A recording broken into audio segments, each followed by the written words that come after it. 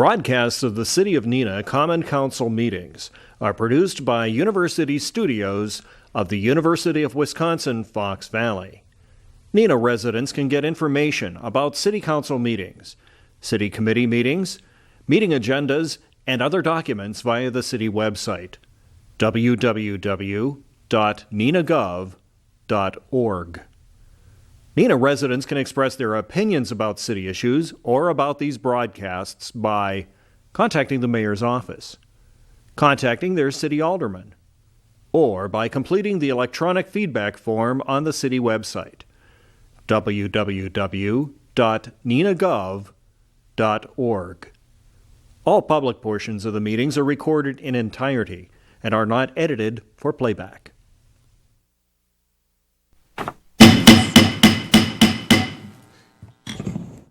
Good evening. I would like to call the meeting to order of the Neenah Common Council for Wednesday, September 18th, 2019. The first item of business will be the roll call. The clerk will call the roll, and as she does that, please punch in on the roll call machine, please. Alderman Tammy Erickson. Present. Alderman Stephanie Spellman. Here. Alderman Steele. Here. Alderman Chris. Here. Alderman Todd Stevens. Here. Alderman Kathy Fayette. Here. Alderman Marge Bates. Here. Jane Lang. Here. Alderman Carrie Langstrom. Here. All members are present. There's a quorum present. Please join us in the Pledge of Allegiance, led by Alderman Stevenson. United States of America, and to the republic for which it stands, one nation, under God, indivisible, with liberty and justice for all.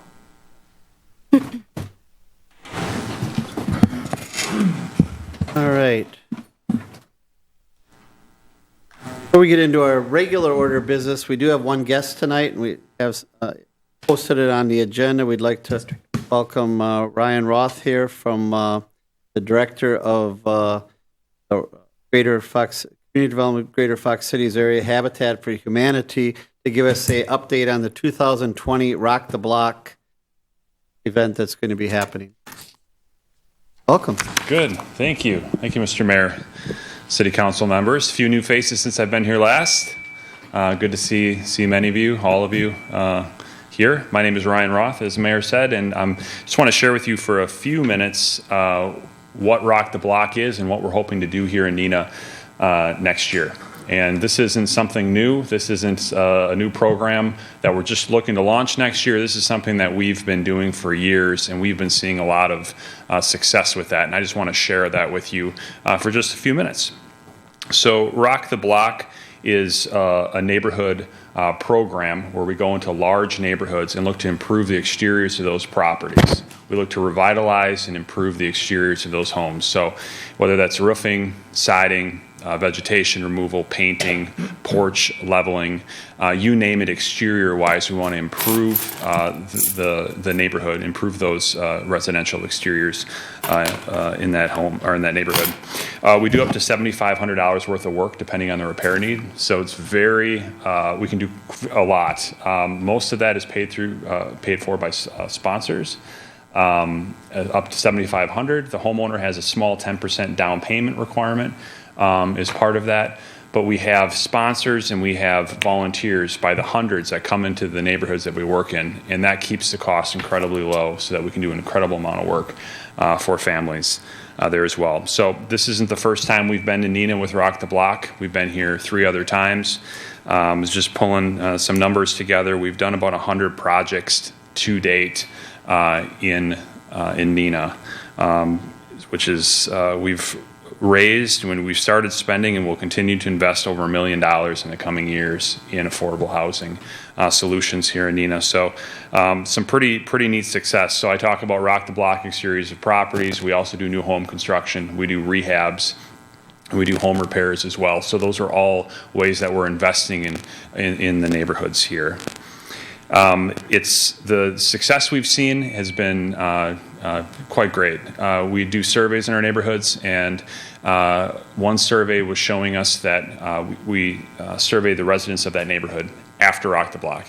and 91% of them said that they saw improvements happening in that neighborhood since the event.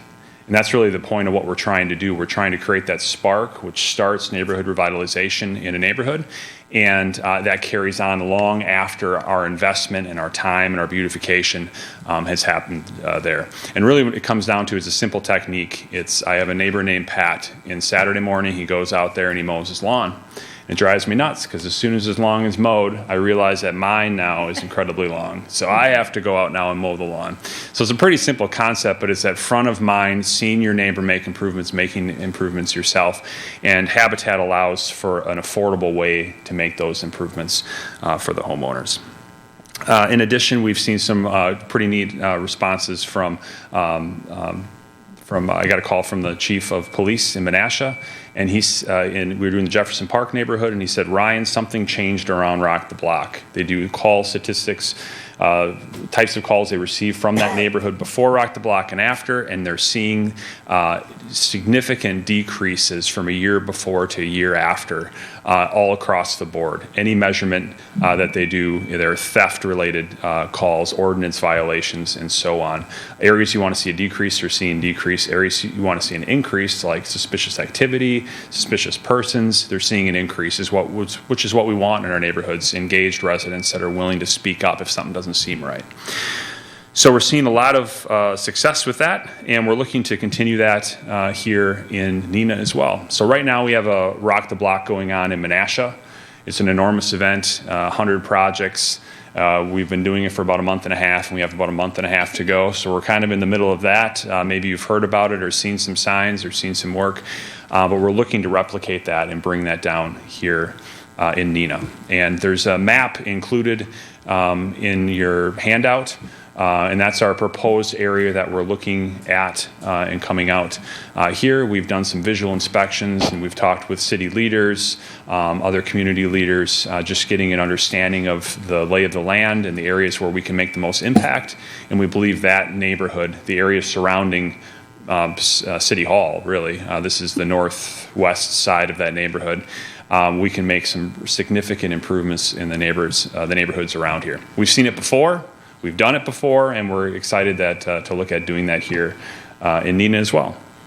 So with that, I guess I had one more thing that doesn't really relate to Rock the Block, but I just wanted to share for your awareness. Our board has been discussing for a long time the opportunity to put garages with our new constructed homes, and as of a few months ago, we've approved starting in 2020 all new construction properties that we build anywhere in our service area will have garages. So just making you aware, I'm sure that was been a conversation for what you guys are looking to do with garages here. So just wanted to make you aware of that. Yeah, and with that, I guess I'd yield to the mayor. Thank you very much for that update. Any members have questions? Brian? Sorry. Alderman Ledner? Thank you. I don't have a question. Yes. Thank you for telling us about the garages. I appreciate that. I have a council directive on that too. And I'm hoping you're going to say something about impervious driveways too, along with the garages. I do not know our policy on that. I can respond to you on that. If we're putting a garage on, we're going to put a driveway with it. Well, there's a difference between driveway and like gravel and Concrete. asphalt or concrete, yeah. Right. So that was my question. Right. I would have to check to make sure I'm positive on that, but I can respond to you to see Yep. what our policy is on going forward, what we're going to be doing with driveways. So there are 3 going in by me, 3 brand new builds, and I've been sort of requesting that you didn't build that certain style that really, in my opinion, makes them really stand out like a sore thumb. And I really feel like those people then are now labeled forever as a habitat house, whereas my preference would be architecture that fits in better with our older style streets, our older style homes. The rehabbing and rebuilding is ideal because you already are dealing with the existing housing stock. That's perfect. but the new builds really stick out. And you have one architectural style, which is great, which is sort of a Cape Cod that really does fit in. But the traditional style with that little kind of half porch and the little pillars up front, really, in my opinion, are not. They don't make great. You can't blend in, I guess, with the neighborhood with that style. So that was my other thing. And then also, would there be a chance that these last new builds that you're right in the middle of, could they be somehow grandfathered in ahead of time with the garages? Because I have noticed already with ones that are there that these people, they need a garage. This is Wisconsin. And if they can get a garage in with you and your financing, ultimately it will be cheaper for them, because I know that some of them after the fact will build a garage, but then that's their cost. And that would make it a lot more expensive for them to do. Whereas if you offered it now with the ones that are being built right this second, that would save them a lot of money and give them a place for their children's bicycles and their cars and everything else that, deteriorates outside. Right. Thank you for that. It sounds like I'm in a board meeting because I've heard those conversations. Thank you for that additional input, and I probably heard it through you to other people as well. Those are concerns that we have heard as well in our staff meetings and our board meetings as well.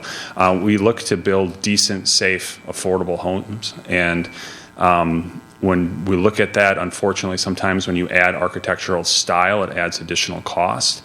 And so we're always looking to see how we can accommodate and balance the two. It's difficult with the income levels and who we're working with, our families, where we want to build a house that, like I said, is decent, safe, and affordable, but then also try to accommodate some of the concerns you're mentioning in the neighborhood. It's very difficult, and up until this year, we've, on a side note for the garages, we've never done garages because we believe we should put families in homes, not cars in garages. But that's obviously something that's changing in what's expected in a neighborhood and expected for what your neighbors have and quality of life and that kind of thing. So we're responding to those changes as they come. But thank you for your comments. Sure. Thank you. Yep. Anyone else have a question? Alderman Coons. Thank you, Mayor. And first, the Rock the Block program, great initiative. And I know I'm not the first one to say that to you. And I know the city's gotten involved in this. I know that the mayor has been personally passionate about Rock the Block. But the question is, if from all these different projects and all these different communities, is there anything more, anything strategic we can do to help prior to the Rock the Block coming in, to get more people involved, to get more people to say, yeah, come and fix my house and all those kind of things? Is there any little tricks that you've learned that we could take advantage of? Yeah. So, we're constantly looking for ways to improve, and so we've been in conversation with community development, looking at ways that we can integrate, ways that we can share the information with families, in ways that we can lend a helping hand. Sometimes there's ordinance violations that exist. Maybe there's a way that we can assist in those as part of our event. It's kind of it provides us the ability to be a solution to an identified problem within the city. So we're having conversations like that, but I think there probably are more ways that we could work together and share what we're trying to do in a neighborhood, especially now for how far out we are. We're looking tentatively September of next year. So that provides us a lot of opportunities to think about how we can partner even more closely in neighborhoods. Thank you. Anyone else? I would just, I don't want to drain this up, but Ryan has talked to me about that. We have some programs, home weatherization programs, things like that in the city that we run that maybe they could be helpful with. So there are those ongoing discussions. Then lastly, I would just say that thank you for what you do. It's amazing to see the difference in a neighborhood when you're done. I think you touched on it, but revitalizing some of these neighborhoods that are maybe at the inner part of the community, older, maybe demographics or the income levels are not, what they are in other parts of the city. It is very much appreciated. I can see the difference. People tell me about it, what it means to them. To see when you refurbish these houses, when you do the for a person to get new windows or those types of things, or a brand new porch, when it just helps so much in the neighborhood. I think it sends a message to the neighborhood. You see other people who maybe take a paintbrush and do their porch or something because they see what's going on in the neighborhood. So I think the police department, it helps there too for a lot of things. I'm a firm believer in the broken window syndrome. So thanks for what you do. And we have 2 programs going. We have that program and we have the new home program that Carrie points out. Lastly, I will just say that I attend just about each and every dedication. You're all invited. Usually, I make sure that you know about it, and some of you have been there. But if you haven't been to a dedication, it's well worth the time to see what goes on, to see the families, the children who, they know that they're going to be sleeping under the roof of their new home. And they got a lot of sweat equity into it. It's really kind of uplifting and heartwarming to see the culmination of all those volunteer hours, sponsors, and things like that. And so I get a real charge out of going to those. The next one's going to be September 30th. I'll be sending out a notice on that, okay? So thanks. Thank you, Ryan. Thank you very much. Appreciate it. Thanks Thank for you. coming. All right, just before we get started, I would like to welcome Brad Schmitz here with us tonight, the Deputy Director of Community Development. Chris is out looking for elk, so hopefully we're all going to have elk beef jerky or something in a couple of weeks. But Brad is here, and welcome, Brad. I do want to state also that good to have everybody here, healthy, and things are going well, and good to see Christopher in his seat, and it's also good to see Kathy Boyette in her seat. Recent health issues and that, but glad to see everyone doing okay, and welcome back. Good. We also would like to welcome back our police chief, who's in the audience. Captain Chief Olson is in the house, and after a 3-month deployment to Guantanamo, am I saying that right? Quantico, for the the FBI Academy. And so we welcome you back, Chief. And next council meeting, the Chief might take just a couple minutes to show you some slides and show you a little bit about what he did out there, because, we, council and us, we gave him the opportunity to take advantage of this training. And he's going to bring a lot of valuable experience and training and knowledge back to the department. And I'm going to have some more to say on this tomorrow, but I think it's a very valuable thing for us to have someone go through that FBI training and experience that and culmination of graduating. So we congratulate Chief Olson for that. So thanks. And then also, I do want to just quickly mention, while he was gone, I don't believe the department skipped a beat. Very qualified command staff. Very, it was seamless. I wondered if we needed to take him back or not, but no. I do seriously say that Captain Bernice and the Assistant Chief Sievert did a wonderful job, and really, it was very seamless, and it was a good. Everything went well. I know they were in daily communications probably, but they did an excellent job, and the officers. So I just want to say that publicly, that I really do think that it went extremely well. So that's a testament to the department and how we're setting up our chain of command. Okay, Alderman Stevenson. You might want to introduce Adam and Stephanie. Oh, there you go. Backups. Well, Adam's been here before, but yeah, alongside me also is Adam Vandenhoevel, who is our Assistant City Attorney, is joined us tonight. And Stephanie Cheslock is the deputy city clerk who is making her debut tonight, I think, behind the screen here. And we got to get lower screens for Stephanie. So, Taller seat. or a taller seat, one of the two. But welcome. All right, so that's that. Thank you. Item number 2, introduction and confirmation of mayor's appointments. Item number 8, Mayor Coffert's appointment of Larry Stilo to fill the expired term of Wayne Siegel, second alternate on the Board of Review for a 5-year term that expires June 2024. Is there a motion? I move to approve the mayor's appointment of Larry Stilo to the Board of Review.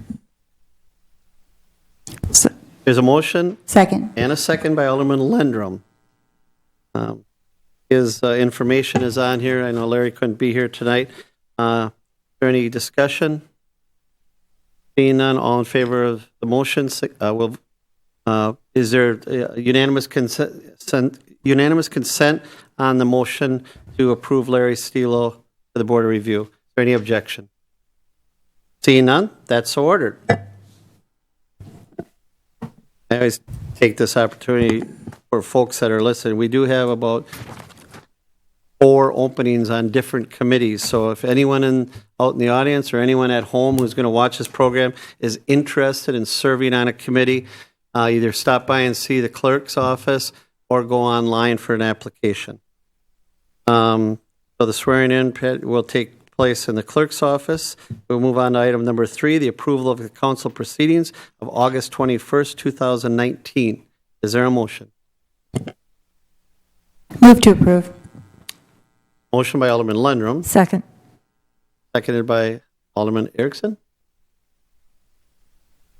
Yes. Clicker working?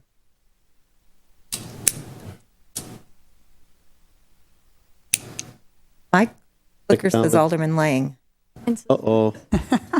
Alderman Lang, press her button. There you go. Alderman Erickson seconds it. Is there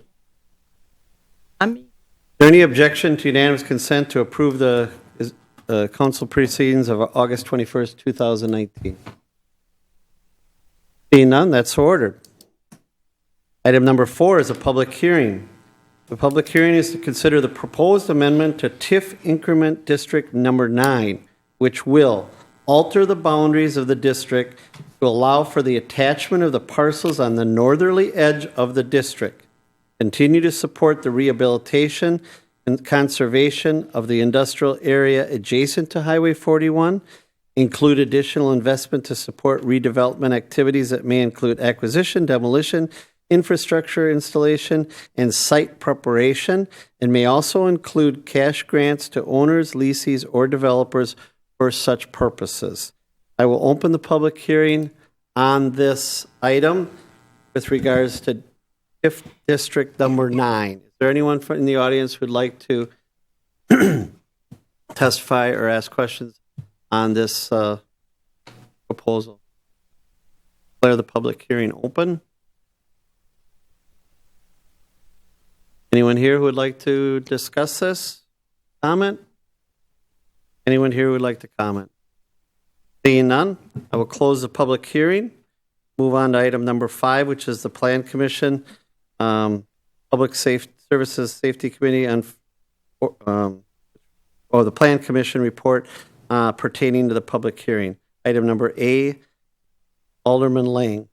Thank you, Mayor. Reporting for the Plan Commission meeting that was held on August 27th, 2019. The minutes for that meeting can be found on the city's website. The Commission recommends the Neenah Common Council approve Resolution 2019-20, amending text incremental District Number 9 boundaries, and I would so move. Alderman Lang moves. Is there a second? Sounds like people are. Well, they're all, but no.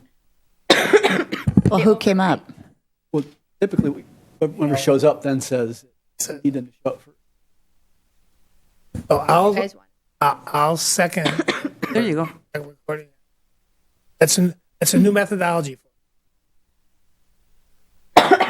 Alderman Stevenson seconds it.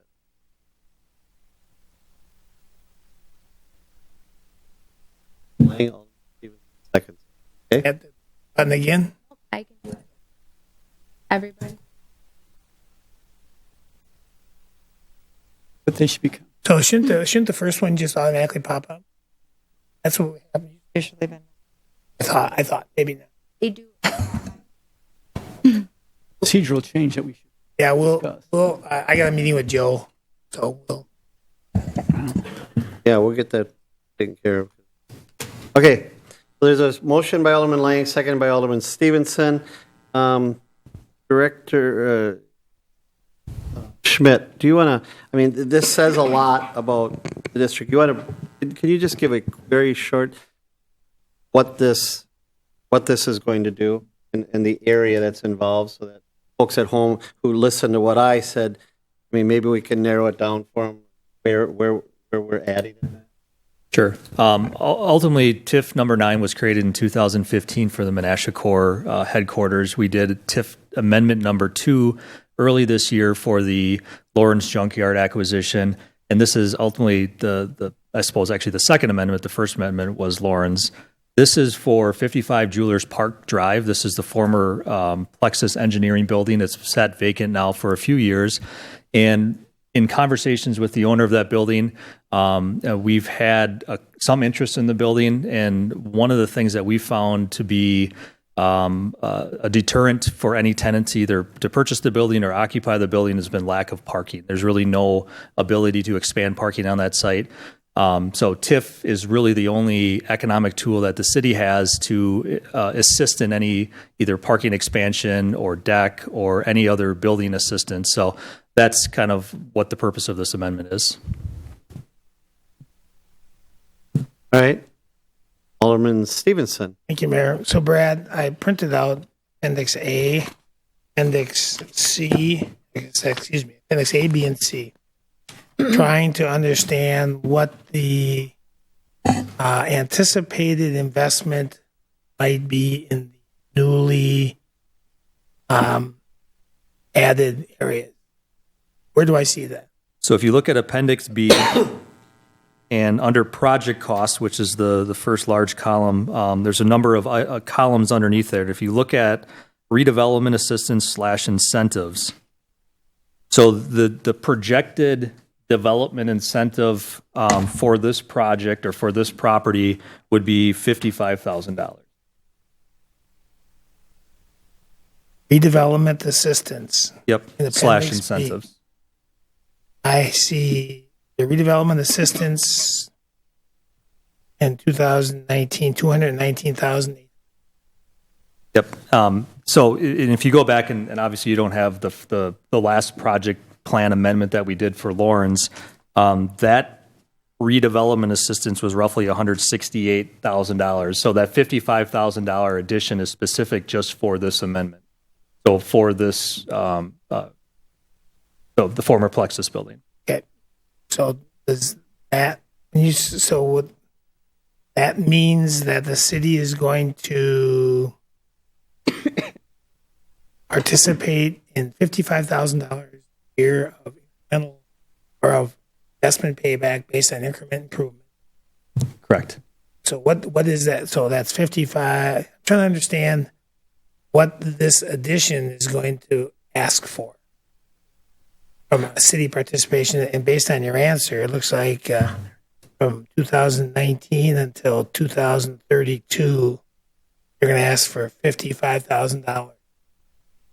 Yeah, and I will take a step back. Obviously, we haven't had any conversations with any developer or even the owner as far as what an incentive would be. I think we're estimating based on what the increment could be and then sort of working back on our typical, what our development incentives would be, what that development incentive would be. So, and again, I can't speak for Chris on exactly, or Director Hayes as far as what his assumptions were, but he did assume an increase in value of that property. And then based on what that increase would be and what our typical policy has been, and I want to say typically around 20% Our of typical increment. percentage, right? Yeah. Typical percentage. of about 20% incentive, and that's how he came up with, I believe, at that 55,000. Okay, so where do we see what that, am I in Appendix A, where I look to find out what that anticipated increment growth is going to be in column base value? Because I see it jumping from 8.8 million to 10.5 million. At 550,000, I did a quick calculation, and it looks like we're planning on 14 years at 55,000. That's 600,000, 700,000, $700,000 of investment for $2 million of increment. That's not 20%. Well, that's why I'm asking the question. This is what I see. That's the base Where do I see the projected? property. So $3 million of increment in 19 and 2.5 million in 23. So that's 5.5 million. Yeah, right here. Yeah, already there. So 700,000 as a percentage of 5.5. Still not. Oh, 5. Okay. All right. So this pro forma, which isn't really a pro forma, because I'm assuming the action tonight is to increase size of the district. Right. Nothing to do with any allocation of city participation and cost. The action tonight is to amend the boundaries and to approve the amended project plan. It doesn't, we're not allocating any incentives. We haven't even had conversations with any potential developers or businesses. This is really the first step in to that next point. That's why I really wish I had a hard copy of the project plan. I want to know, because we're approving the expansion and, like you said, project plan. The project plan should be included as part of that. I know. I just can't get to it. Oh, okay. I mean, I know I can, but it'll bore everybody to death because it'll take me 10 minutes to get to it. So I printed off the appendix, things that I thought were relevant, and I don't know what is in the project plan that I might be. Yeah, I mean, I think you're right. What did we amend in the project plan? So the project plan, just to kind of go through it, obviously the boundaries change, so the maps of those boundaries are in there. The assumptions and I guess statutory requirements to indicate that the property being added doesn't increase the number of, or decrease the percentage of property in the district to more than or less than 50% be in rehab or conservation. So this is a rehab conservation, meaning 50% or more of the properties have to be within that designation. So that talks about that in there. It talks about consistency with our comprehensive plan. It talks about the projected project costs and what those project costs are. So that's what's all in the project plan itself. But ultimately, the three tables you have, I think, are the most important as far as making sure that this is economically feasible.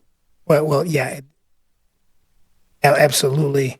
But that's all predicated on future council action that would authorize the project plan, increase parking, the new site, so that they can improve their density and get more people into the building. That's correct. Yeah.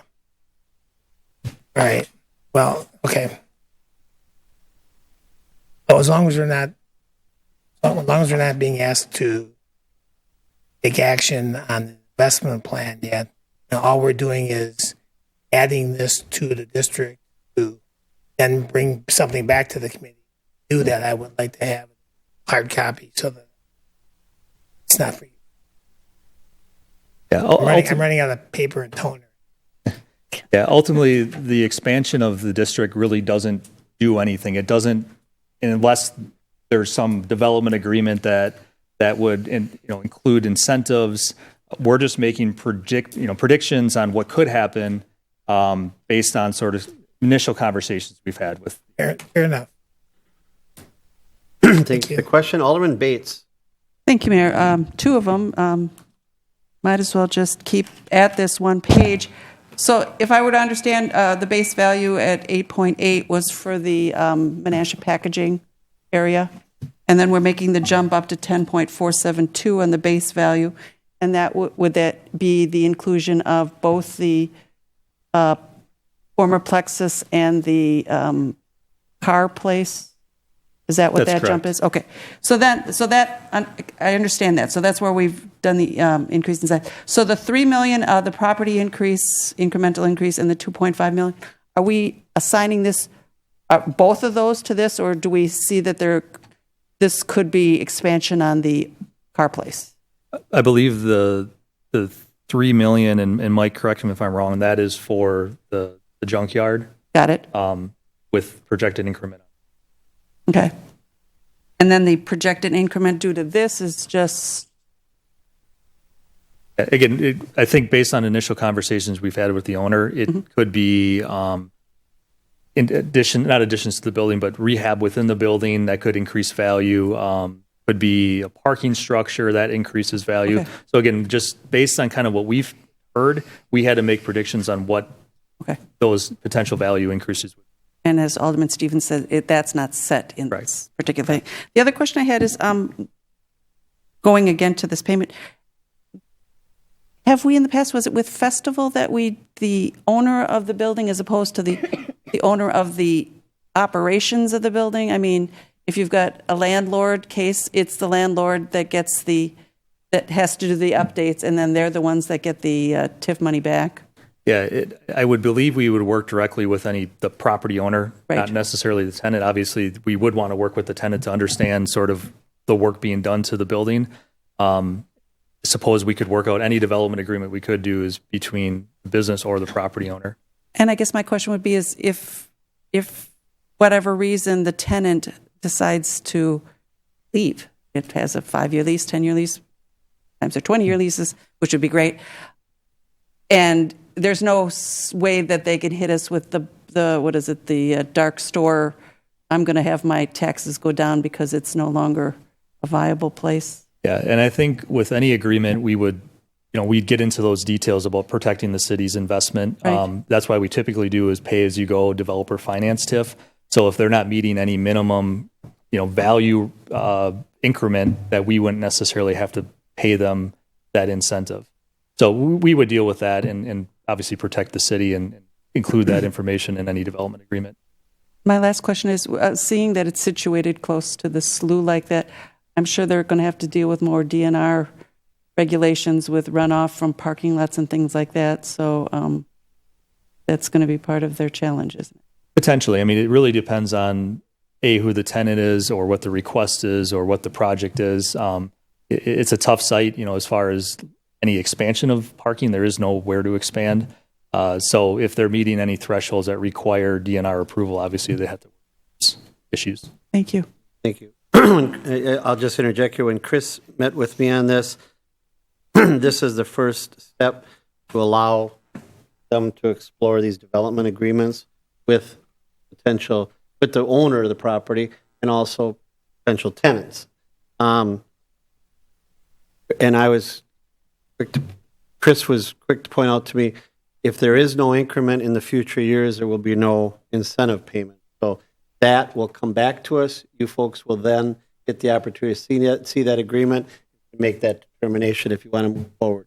So this expands the boundaries, helps them get to the next step. Alderman Coons? Thank you, Mary. You helped answer my first question. This two other kind of be slightly procedural questions. This is our second amendment. How many amendments are we allowed? 4 amendments. 4 amendments. Okay. And when if this gets approved tonight, it isn't finalized because it still needs to go to, I forget the other committee. Joint Review Board. Yeah. So they meet like this later this week, and with it'd take their approval for this to move forward. That's correct. Okay. Thank you. Anyone else? All right, seeing no one else, there's a motion and a second that would approve resolution number 2019-20, which will amend tax increment district number 9 boundaries. All in favor will vote aye. All opposed will vote no, using the roll call machine, please.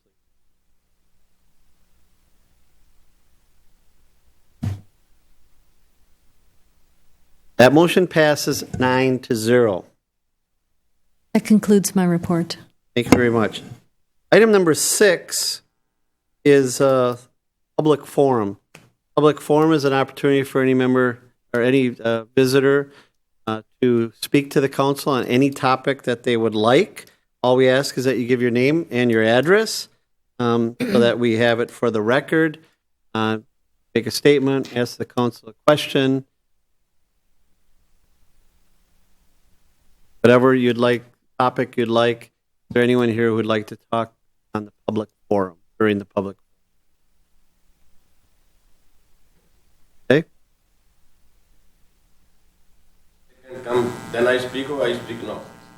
You can talk right now, sir.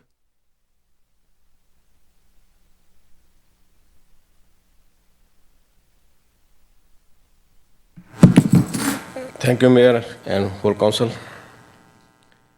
My name is Amitpal Gill, AMRITPAL, owner Gill Liquor, Neenah, 1117 South Commercial Street. Okay, I was here last week in the safety committee meeting, and I got a copy of new proposal by the deputy attorney. So about new proposed ordinance about the curbside pickup, otherwise click and collect. Okay, I go through its proposal, and overall my understanding is not workable. If I go a little more detail, okay, into that, when he's saying no establishment shall allow online purchase alcohol beverage and curbside delivery on such purchase, click and collect, without first obtaining extension premises. I don't think so technically parking lot be considered as a premises. Should be boundary wall, should be only building. Technically language probably not be correct. And second, in A, licensed establishment shall file a detailed operation plan with their extension of premise form and clearly detail how their clerk and collect operation will function. Operation plan shall include license protocol assuring that underage person and intoxicated person do not pick up alcohol by a click and collect program. Okay, this have a very fundamental issue. Okay, first thing in the alcohol sale, I remember a number of times, police gave a ticket to bartender holder, to a server, if he not see the ID before he scanned the item. He gave him warning ticket number of times. Even person not sold it to underage. But he's saying first check the ID, then you scan it. Now in this case, person have to do order from home, then we say come to the parking lot, then we check his ID, we go outside. Situation is, I'm doing this business.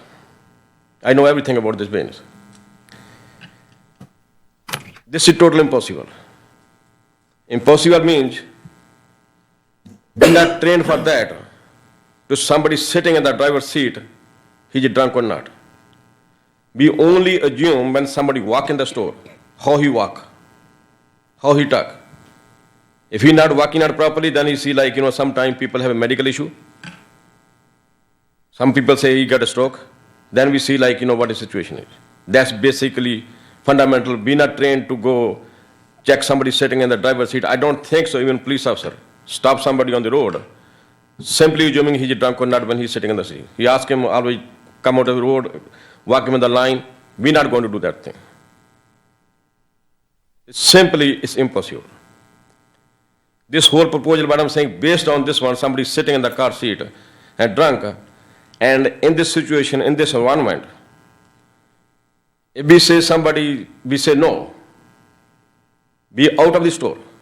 This is law and order situation, be trying to messing with some person who already drunk, many people taking automatic ganj. We don't want a problem. Especially me, No. Then we go after that.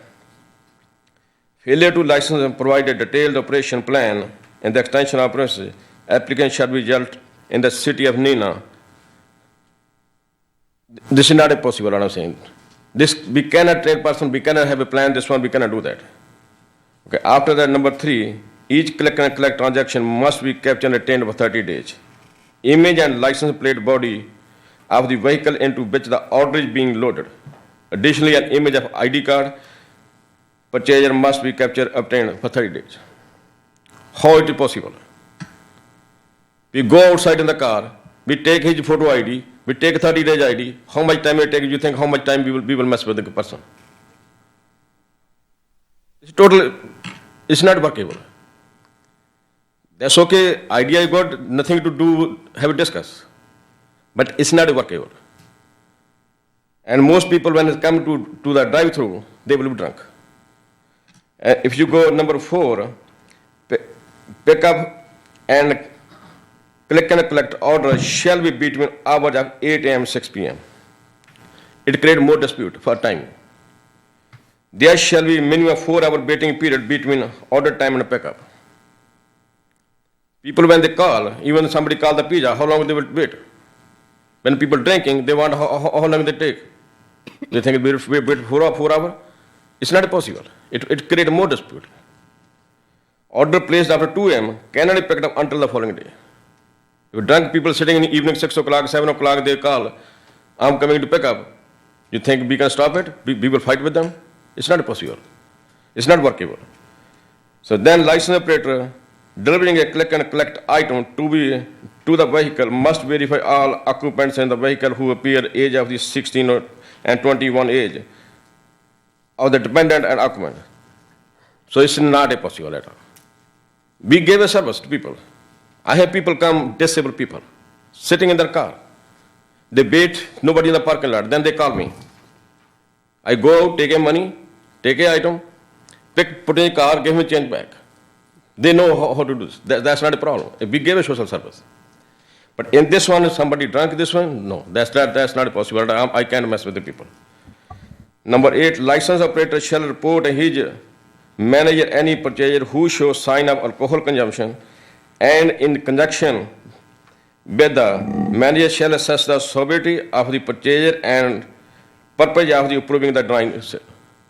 It's more and more people getting involved, more and more issue getting involved. Police must be notified when the apparently underage and intoxicated person. That means you're giving more job to police. We will call more and more police force into this area.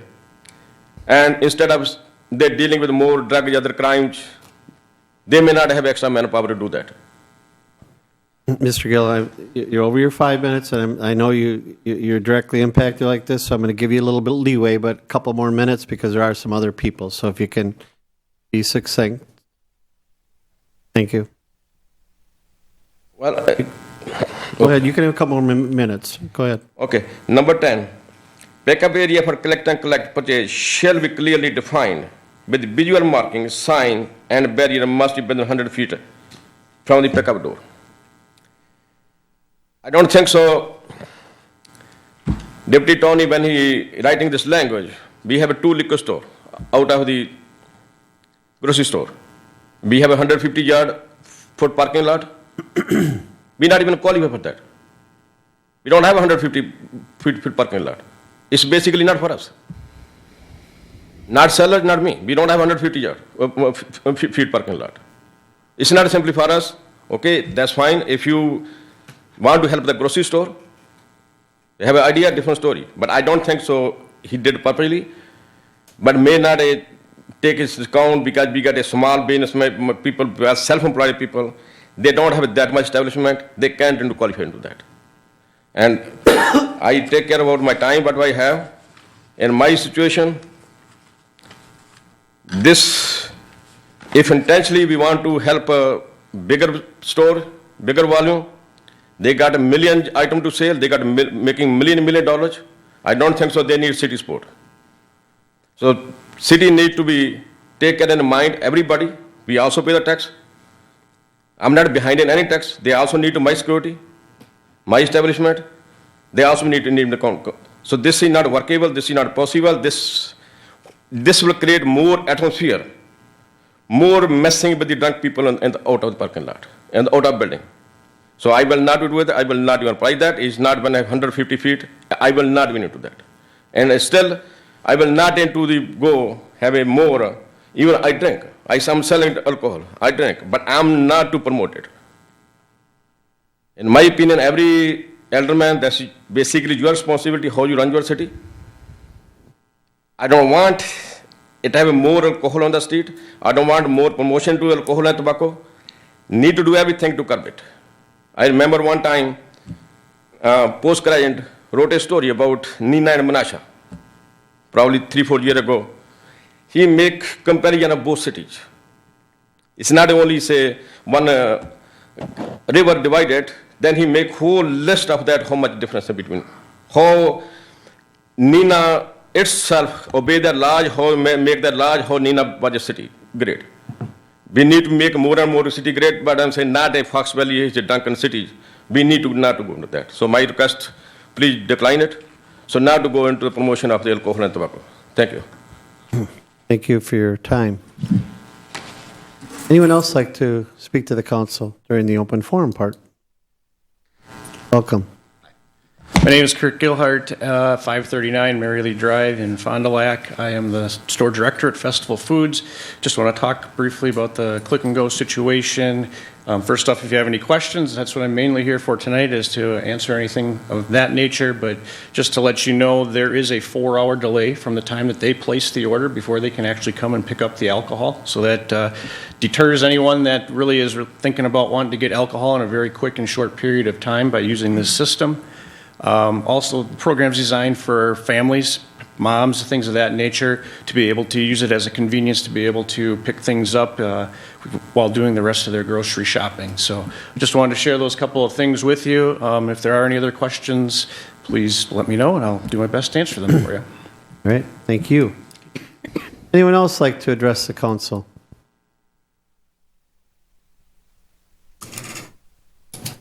Anyone else? Okay, then I will close the public forum.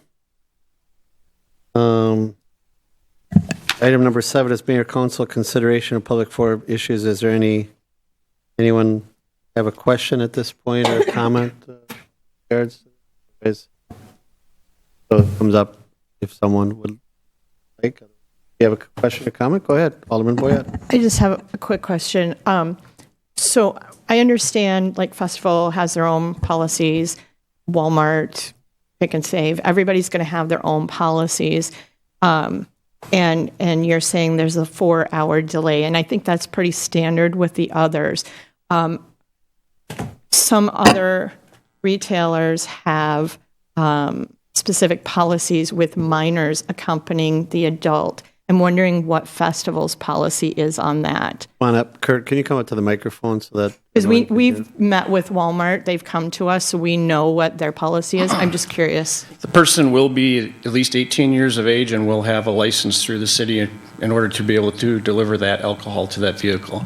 We do have an application on our scan gun that we ring our orders through, so the first thing we would do is check that driver's license or form of ID before any sort of transaction officially ends.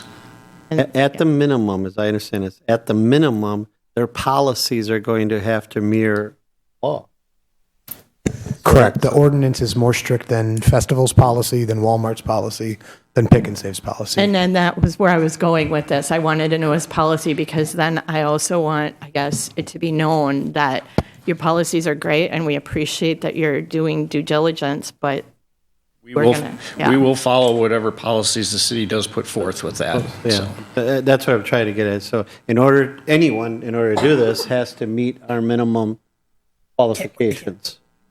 Okay? Which are more strict than their current policies. And I don't think this is in the law or anything, but I know when we discussed this the first time, and I had asked City Attorney Godleski, we may request your policy, possibly. Whoever applies for this service, we may ask their policy to make sure that it meets the minimum. We will gladly provide that information to the Thank city. you. Okay. Thank you. Oh, anyone else? Otherwise, we will move on, and we can, if something comes up after where you have a question, this committee has been pretty good about allowing, so we'll see. Alderman Stevenson, would you have a motion? Yeah, I'm going to make a request to adjust the agenda to deal with Roman numeral 9B2 at this time. That's a resolution 2019-21 establishing parameters for general obligation refunding bonds. Alderman Stevenson moves to adjust the agenda and take up item 9B2 at this time. Is there a second? Second. I did. There's a motion and a second. Is unanimous consent? Is there any objection? Yeah, I do. Oh. We have other people here, not just. All right, there's an objection. They're also waiting, so. None from Milwaukee. There is an objection. We So we will vote. not take it up at this time. No, we vote. That means we vote, right?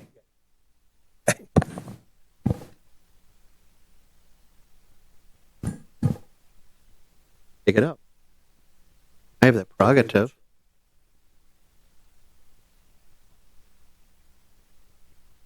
All right, there's a motion and a second to adjust the agenda. All in favor, vote aye. All opposed, vote no. Using.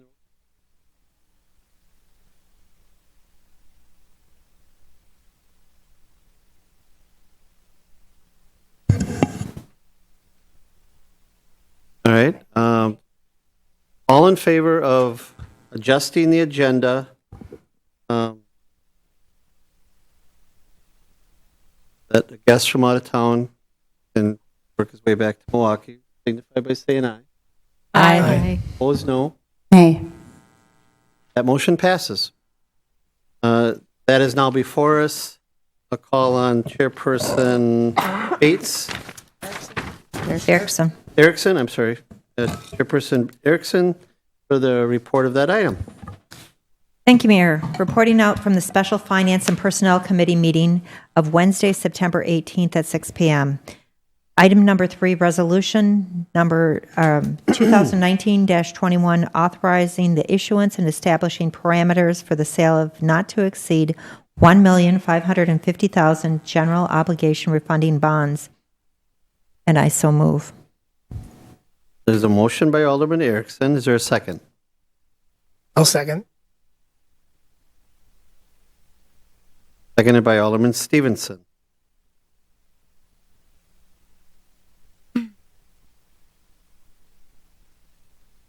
Alderman Erickson. If we change this system somehow, we got to go back to the old system. Or we just got to train the council on it. That we do it how we've done it for a long time. Okay, thank you very much. There's a motion and a second regarding resolution number 2019-21 for discussion. Discussion on this? Anyone need any more information or explanation? Alderman Erickson. I'd like to ask that Brad come up and explain what this is to the council so they understand why we're doing this. Welcome. Thank you. Brad Vigu with Robert Baird and Company, serving as underwriter for this refunding bond transaction. This resolution authorizes the issuance of debt to refinance debt that was issued originally in 2010 by the city. This refinancing does not authorize any new borrowing for projects. It does not change the repayment period of the debt. It simply exchanges higher interest rate debt with rates ranging from 3.5% to 4.25% with debt that would have an interest rate estimated at 2%. The savings in present value dollars is expected to exceed $117,000 based on current market environment. This resolution establishes a set of parameters. If those parameters are met at the time that the debt is ready to be marketed and underwritten, then the authority to award that debt is delegated to the mayor and the clerk. I certainly can go into more detail if you like or answer questions. Thank you. Thank you for that explanation. Are there any questions from council members? All right, thank you, Brad, for the explanation. So, in essence, and I'd like to thank Director Easker and yourself. By refinancing this debt at a lower interest rate, I just want to be clear, we are not restructuring it. We're not taking the debt out any longer, this debt out any longer. We are refinancing, just like when someone would refinance their home for a lower interest rate. And when by doing that, the city is going to save approximately, on today's dollars, if this was done today, we did learn in committee we can't do this till December 1st, but approximately $117,000. So that's, in a nutshell, what we're doing here, right? Anyone? All right. There's a motion and a second to approve Resolution 2019-21. All in favor will vote aye. All opposed will vote no using the roll call machine, please.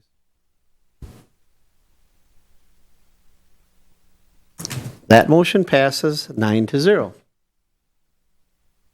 Thank you for your report. We will go back to the regular agenda at this time.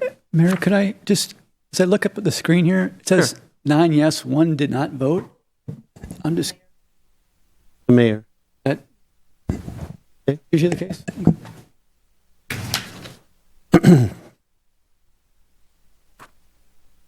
Item number 8 is a consent agenda. Is there a motion on the consent agenda? Move to approve the consent agenda. Alderman Stevenson moves. Second. Seconded by Alderman Lang to approve the consent agenda. Items A through H. Is there any discussion, questions on the consent agenda?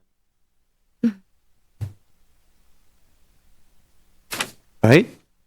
Seeing no questions, is there any objection to unanimous consent to approve the consent agenda? Seeing none, that's so ordered. The consent agenda is approved. If you were here for a consent agenda item, probably leave if you'd like, or you can stay. Thank you for coming. Okay. Item number 9 is the report of standing committees. Item number A, the Special Public Services and Safety Committee meeting of September 10th, 2019. Chairman Bates. Thank you, Mayor. Reporting out for the Public Services and Safety Committee meeting of September 10th, the Special Public Services and Safety Committee meeting. Minutes can be found on the city website. Committee recommends council adopt ordinance 2019-21, click and collect alcohol sale, amending section 4-95 parent H and creating section 4-95 parent I of the Neenah Municipal Code to provide for online ordering and curbside pickup of alcohol beverages, and to include the following language in section 4-95 I3. If requested, these records must be made available for the city to inspect to ensure compliance with the above provisions. Move to approve ordinance 2019-21. There's a motion by Alderman Stevenson. Is there a second? Second. Second by Alderman Boyette. Sorry, yeah, that's right. Sorry about that. Okay, there's a motion and a second. Discussion.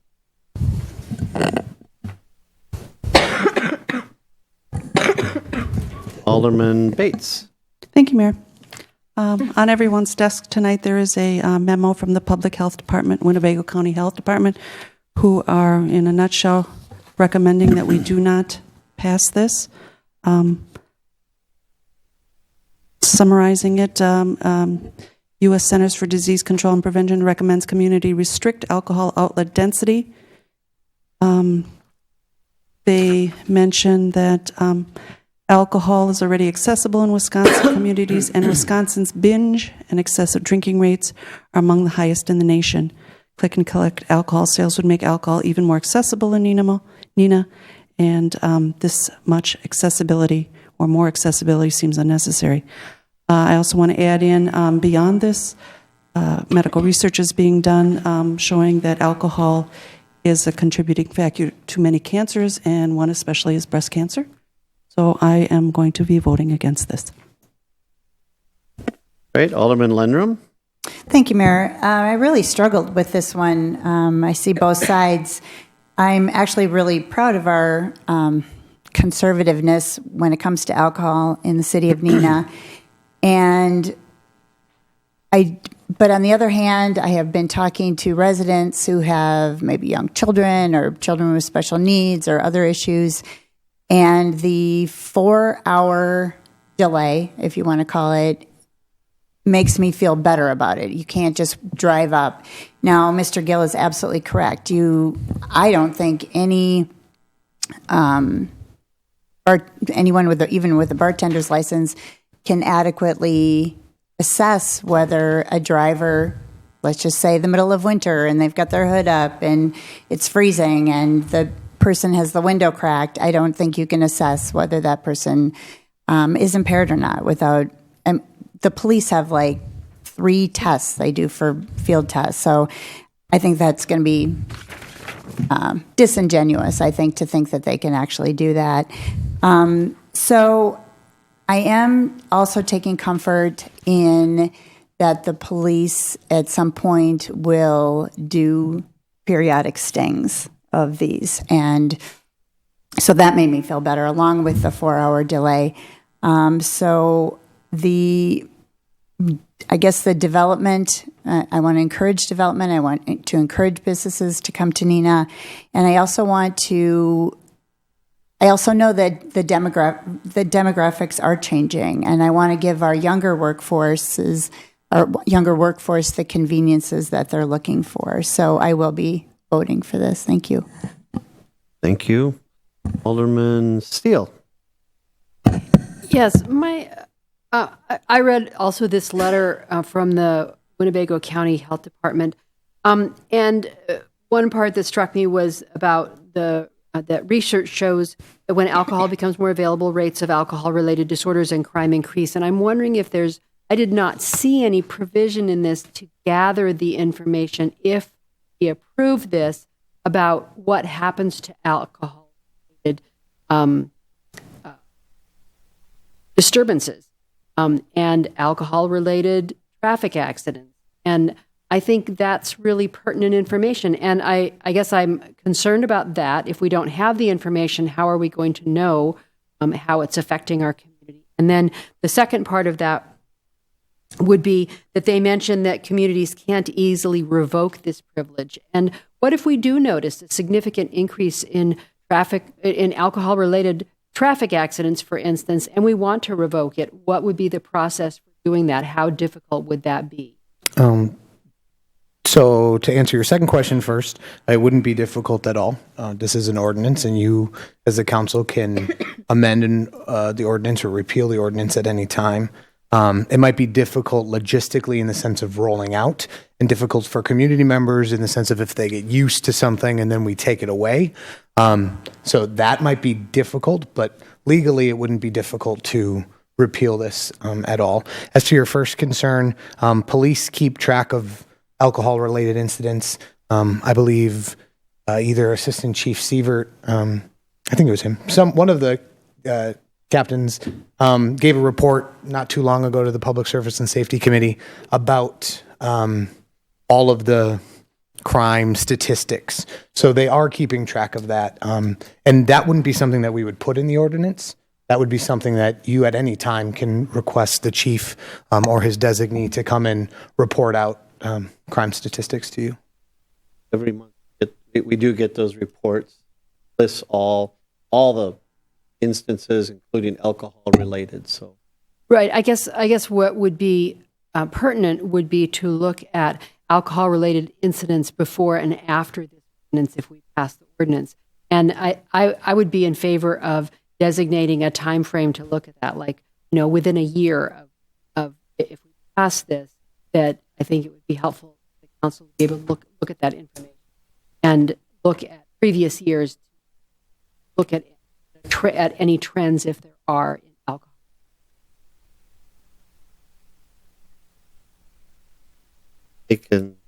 We'll talk to them about how they would do that, if there's a way to do that with their number. I will say this. I'll wait. Alderman Coons.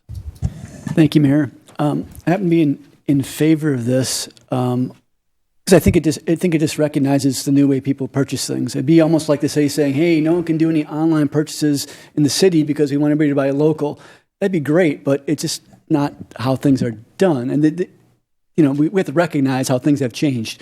And we want Trader Joe's, we want all these different places to come into our city. Yet, if we continue to put ordinances in place or not allow ordinances that allow for them to do the business as they do business, we aren't going to get those. I think grocery stores in particular, communities want to have grocery stores in a community.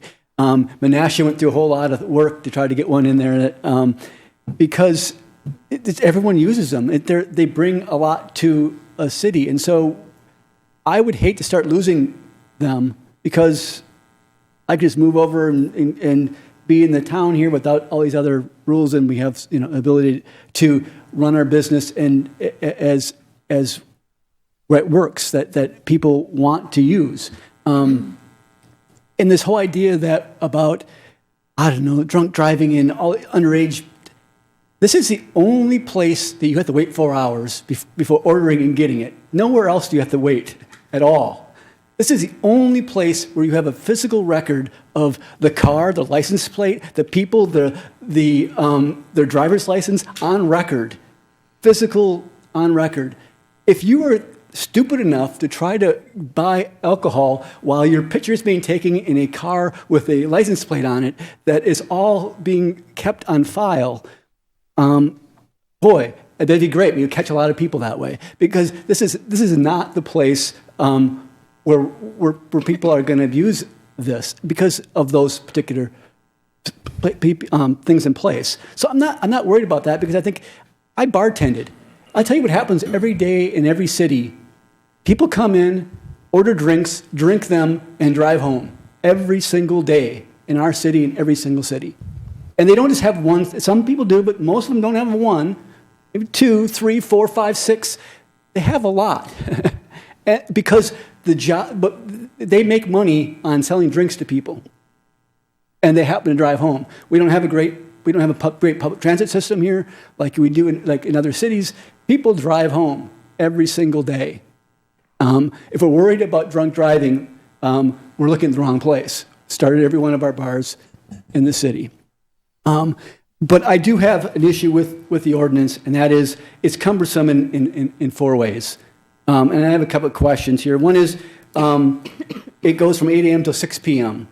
And looking at it, I know the Assistant City Attorney looked at other ordinances. All of them go till 8 or 9. My assumption is, I have to get the whole name, Assistant City Attorney Van Hoovel, is that you did that because this had been passed on before and the committee hadn't been really receptive to it. And so I assume this was an attempt to make it more receptive? Correct. I was asked by certain members of the Public Service and Safety Committee just to make sure that we tried to make it as restrictive as possible without obviously being. And I assume those are probably the people who voted against it. But needless to say, I mean, to me, 6 o'clock is a bit early, and I don't think, at some point, overly early, particularly the 4-hour wait, you have to have your order done by 4. So just to add one point to that, almost every ordinance has orders after 2 have to be picked up the next day. And because almost every ordinance also has the 4-hour window, it seemed logical to me to make 6 o'clock a cutoff if we wanted to be earlier, since any order after 2 has to be picked up the next day. And I understand your point, but just that's why again, I picked 6. if I'm late, if I'm coming late from work and I'm after 6 o'clock, I can't get there before 6. Regardless of when I put my order on, I can't pick it up. Correct. Yeah. Okay. The other one, the 2 that really boggle my mind are 7 and 8. 7 states that not only does a person have to now determine who's 21, but you have to determine who's 16 and who's not, and then try to determine their age, and then to try to determine if they're dependent. Which to me, my sister has a different last name than her son. I'm not sure how you determine they're dependent or not. So number 7 was taken. Many grocery stores, I don't know if Festival does this, but many grocery stores, Walmart and Appleton, for example, when there is someone who is purchasing alcohol that appears to be young, and there are other young people with them, each person in that party gets ID'd inside the store. So this was an attempt to capture that practice, but also to make sure it's not one 20-year-old with 4 19-year-olds in the car. Can that person say, okay, everyone out of the car, go over there? They can, just like they can inside the store. Yeah, I mean, to me, it's there's laws in place that say you can't supply alcohol to a minor, and there's severe fines and things that go along with that. There's a law in place that does that. It's almost, I mean, so we're trying to, in a sense, try to set up something so someone can't break that law. But there's already a law there, and they can get arrested for it, and it's pretty severe if they supply alcohol to the minor. You mean for an individual? Yeah, for an individual. I mean, there is a punishment. Yes. So to me, that it makes it really difficult for the individual. Now I have to figure out everyone in the car and figure out dependencies. To me, that's. And then if you're coming home and you picked up people from the volleyball game and, you got a neighbor in your car, you can't pick it up because they're... Again, I think that this was meant to mirror what they do inside. My understanding from talking to the manager at Walmart and Grand Chute, who does this, was that if they see a mom with 3 kids, clearly children, they're not going to say, are these all your kids? That's why But a mom with a bunch of teenagers, they have to by law, by our ordinance. I mean, it's a difference between their rules and a city ordinance. We require them to do it regardless if it makes sense or not. Correct. And so that's the issue. And there's times where I just think it becomes overly cumbersome. You have a license plate. You're reading the face, the license, all these things we keep on file of who ordered it, which we don't do anywhere else. I mean, and then the final one, 8, is the one that really I have a problem with, and that is, in a sense, what we're saying is the licensed operator can't be trusted to do what they are required to do, and what we spend all this time doing, and that is determining who's sober and who isn't. This, in my mind, weakens what we require from a licensed operator. The Public Service and Safety Committee takes painstaking time to go over who can get a license and who can't. They have to meet all kinds of requirements. That is who we want to be serving this, and it's required that it's a licensed operator. But this piece now states that they have to go get their manager.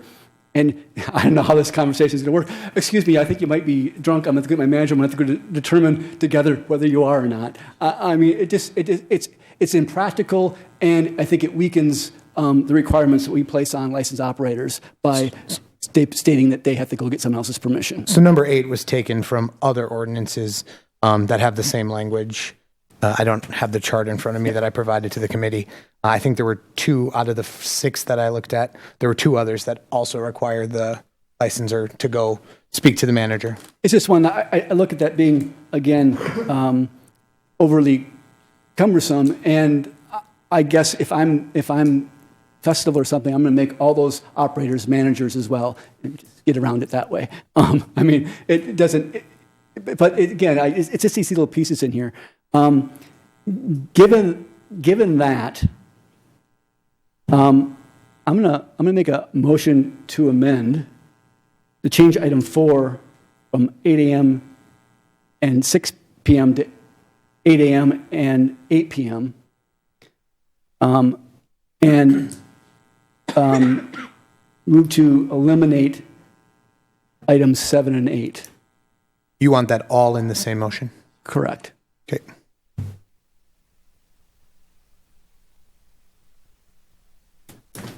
Alderman Coons moves to amend item number 4 to from the times from 8 a.m. to 6 p.m. till 8 a.m. till 8 p.m. and also eliminate item number 7 and item number 8. Correct? Good. Is there a second? It's like the original. No, that's for the original.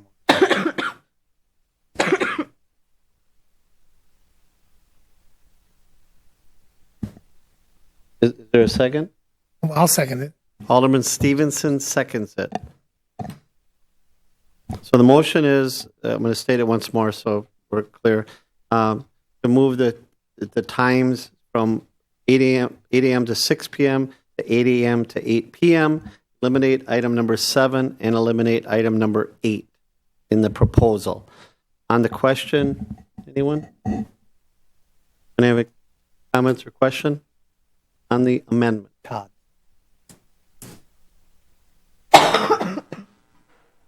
Right? Seeing no comments?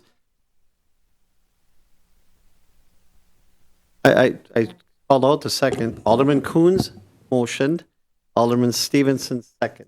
Thank you. Okay, I'm sorry. Then Alderman Bates. Thank you, Mayor. I took umbrage when the alderman said that it must be the people that are voting against it. This, as I remembered, it was Chief, our previous chief, who had put that in, and he wanted to make sure that there wasn't a large number of people after school let out or whatever picking up alcohol. So he actually, I believe, put it at 2. The other thing I want to say is, because an alderman tries to put things into an ordinance, tightening it up in a sense, making it more of a center of the road, it doesn't mean that we can't vote against it, but we're trying to say, I don't believe in this, but if it does go through, I want it to be the safest thing possible. So I would appreciate that you don't accuse one of us of trying to sink the boat or whatever it is by adding some things in that let's say something like the, as you say, that we're reiterating what the state says on the occupants of the vehicle. There's nothing wrong with reiterating what the state says, because in a sense, you have a bartender who's been working in a grocery store. They don't know if the same thing applies to outside or not. If you put it in there, I think it's a safeguard to make sure that they're doing the right thing. As you say, people walk out of bars intoxicated all the time and drive home. Well, that says, well, maybe we have to make sure we keep all bartenders, all licensed bartenders on their feet or on their toes. Thank you. All right, thank you for your comments. Alderman Boyett. Thank you. So I'm okay with the time change. I understand the 6 o'clock, and that I was fine with even that. But the general number is later, and I get it. And so, but the other 2 items, I want those in there because I want those safety features, and they're already store policies, and this way we can help our officers enforce that. So it's an extra safety step, I think. So unfortunately, because they're all packaged in one, I would have to vote no on this. But that's where I stand. So. Okay. Alderman Coons. Thank you, Mayor. I hate to speak twice, but I just first of all, I want to clarify, I wasn't trying to make any accusations.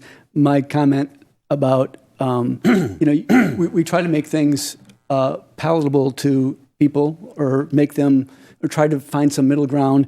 And my only point is sometimes, there isn't one.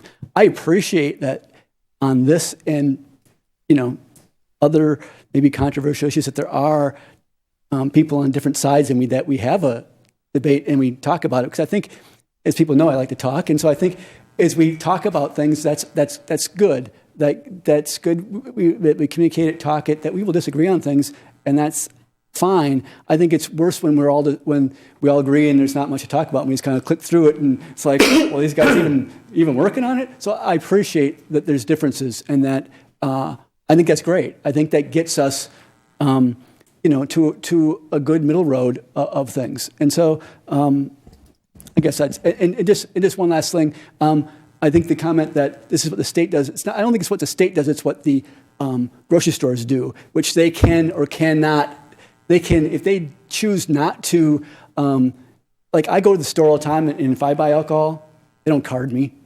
But if we put a law that says they have to, then they have to, and I'm going to get a little, at some point I'm going to go, oh, come on. At some point, that's why, so the issues I have in here is, while it's a store policy to card all the 20-year-olds, they don't have to do it, and therefore, they can choose when it does and when it doesn't make sense. Here, they don't have that choice anymore. They have to do it all the time. So, and that's just, to me, an area that's going to get people in trouble. All right, thank you. I must look younger because they card me all the time. So. Alderman Erickson. Thank you, Mayor. I'd like to ask the gentleman from Festival Foods a few questions, if you could come up. Without objection, Council? Okay. Without objection, see no objection, go ahead. How many, and I know that this policy would not only be for Festival, it would be for all stores that wanted to have a similar system, but how many stores does Festival have that do have this type of program in place? We have 31 stores total presently, and to my knowledge, it's somewhere in the mid to upper 20s that do have it in place right now. Do most of the stores have the 4-hour delay? All stores have 4-hour delay. Have you had any issues with any of the stores that you currently have? No issues have been brought to my attention or that I've heard of. And just out of curiosity, and I don't know if you want to share your sales numbers, but what portion of sales or what type of sales do you get where someone calls in and orders alcohol? Orders alcohol? Well, we don't do that right now. No, but so. I mean, The average grocery order right now that they do is in the neighborhood of about $150. When they actually come in and shop in the store, they spend about $70 or $80. So this is definitely the family looking to do all their shopping at one time, doing a bulk load of it, and they come in and, yeah, that's what size the order is on an average basis. so most of your sales are not just exclusively for ordering alcohol and then picking it up. It's the complete order that this is part of, correct? Correct, yes. So they're doing their grocery shopping for the weekend. They're saying, okay, in addition to spaghetti, I need a bottle of wine or some beer or whatever. And that's all packaged into one large order. Is that correct? Yes. Okay. All right. Well, thank you so much. Thank you. So you spend more online than in pickup than going in a store. Is that what you said? Wow, that's interesting. Totally opposite with my wife at Kohl's. More going in. I'll tell you that much. Well, challenger. Thanks for the questions. Thank you. That was interesting. I will add this. Alderman Erickson's questioning and Alderman Steele, you kind of asked the question. I think information is always important on how things are working. We all did get a memo from Chief Olson saying that he had asked other departments throughout the state, throughout the state, if they had any of that type of information in their communities. And would you like to expound on that? Sure. It's the same thing that I wrote in the memo, that I have not spoken to any police chief who said they've had any problems with any curbside pickup for any alcohol at any store. So it's the same today as when I wrote the memo. And I've talked to a few more chiefs since then, and they've not had a problem. Thank you. Okay. Thank you. So, anyone else have any questions or comments? This is on the motion to. The motion to amend. So this is just the motion to amend. Alderman Coons made the motion. Alderman Stevenson seconded. The motion is to change the hours from 6 p.m. to 8 p.m.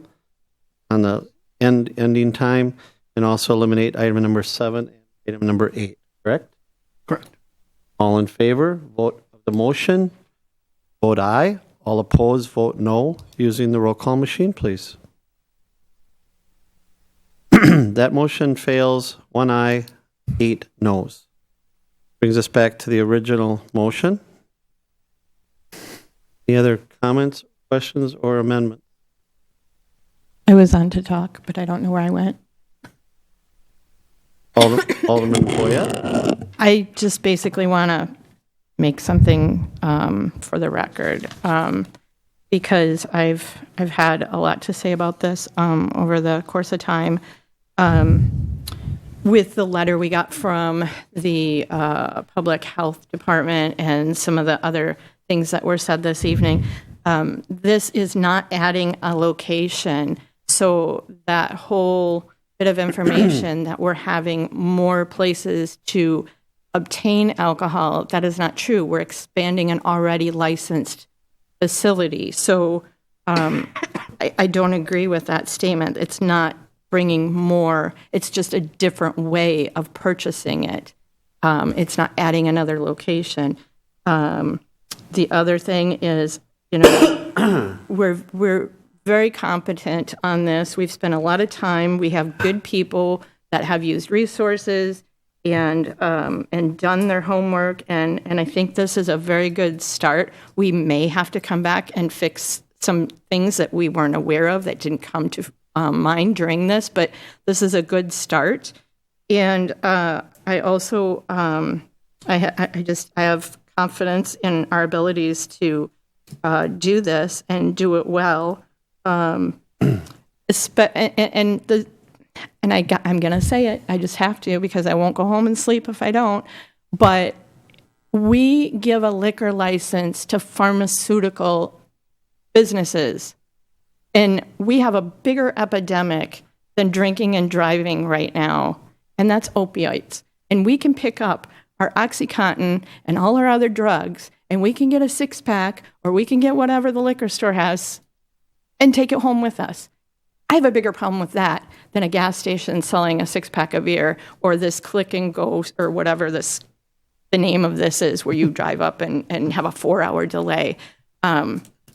I think if we want to, continue to critique this and do better, because I think we can always do better, I think maybe that's where we look in the future is, maybe we need to stop giving pharmaceutical companies or locations that do business the opportunity to sell narcotics and alcohol in the same building.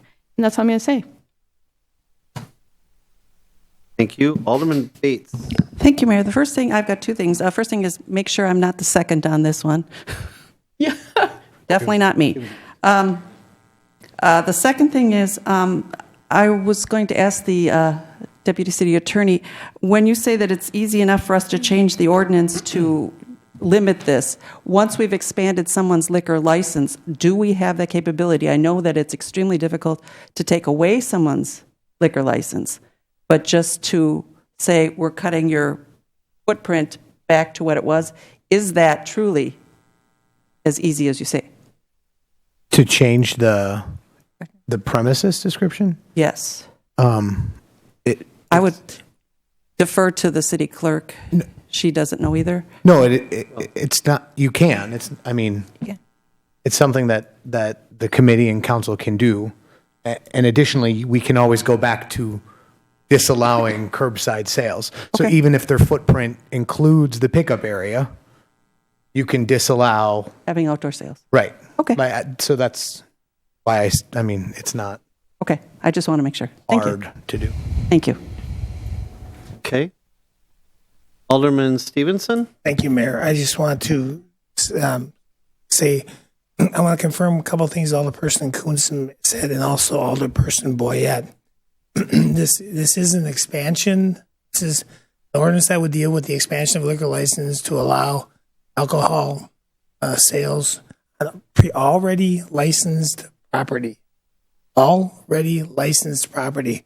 So the concerns with the Winnebago County and those who are accusing us of expanding and the outlets for alcohol just isn't true.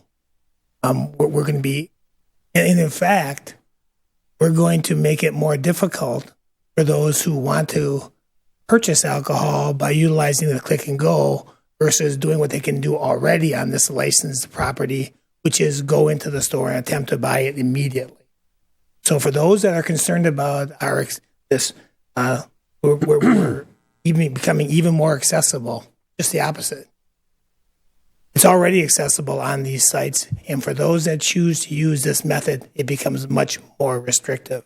So And again, I want for those, somebody brought up, Alderperson Boyette brought up gas stations. This has nothing to do with convenience store gas stations. Nothing to do with it. These are already licensed properties that are simply being asked to expand that license so they can order and sell alcohol online, which they can go into the store and do now. All right. Alderman Bates. Thank you, Mayor. I guess how I see the Winnebago County is less on the total number of outlets, because you could have an outlet the size of Mr. Gill's versus a huge place. And this is when they say alcohol accessibility, the fact that you can sit at your home, order this, and then just drive up without actually getting out of your car. I think that is, you would consider that it's more easily accessible. And that's what I would say. But I mean, timing-wise, you're right. You got the 4-hour thing. But the fact that you can do it at home, don't have to walk into a store, and you could just sit in your car, I think that's what I'm saying with accessibility. Thank you. Okay. Alderman Spellman. Thank you. On the issue of accessibility, I also believe that it's making alcohol more accessible and more convenient to purchase alcohol. There's been some conversations about convenience and the way society is going with ordering online and wanting things to be more convenient. And while I respect that and I do appreciate advances in online ordering, alcohol isn't a necessity. It's not something people need to have. And I also want to go back to the Winnebago Public Health Department and their warning that we have not yet researched the effect on communities. And we do know that alcohol is a problem in Wisconsin and in our communities here. I also want to reiterate that we should be looking at what is in the best interest of citizens in terms of safety, and remembering that not only about convenience, but also what are we doing in the best interest of the people in the city of Neenah. Those are the points that I wanted to make. Thank you. Thank you for your comments. Anyone else have any comments on this issue, comments or questions? I'm going to just make a comment or two. I want to say I think the committee did a very good job of vetting this, no matter where you land on this. I think there was some give and take by some people on that committee who had very strong feelings, who may or may not vote for it in the end, but tried to make it more palatable for them, or tried to make it a little bit stronger language. I know we're different. Neenah's different when it comes to alcohol in the parks, and I think everyone recognizes that, and a lot of people know that. But we are already different. We're already stricter. We're already more careful about how we do things. We're not a Green Bay Packer game where they're all out tailgating in the streets and partying and having fun. We're not in Appleton with Oktoberfest. I mean, we have ventured into some things with Bazaar After Dark and things like that, but we do it in pretty much a controlled environment. We make sure that the police presence is good, and we try to make sure that nothing gets out of control. So we're very careful, and we're a little bit stricter than most communities, and that I think is fine. I'm not, but Alderman Steele asked about statistics and things like that, and I do agree that, in 6 months from now, I think the chief and captain, we should, if we can correlate to things to click and collect, they should make us aware of that. If there are incidents. I think right now they kind of do that in some ways, and how they give us that report. But we're no different than any other community. All our neighbor, as far as those incidents, our neighboring communities, there is no borders to this buying alcohol.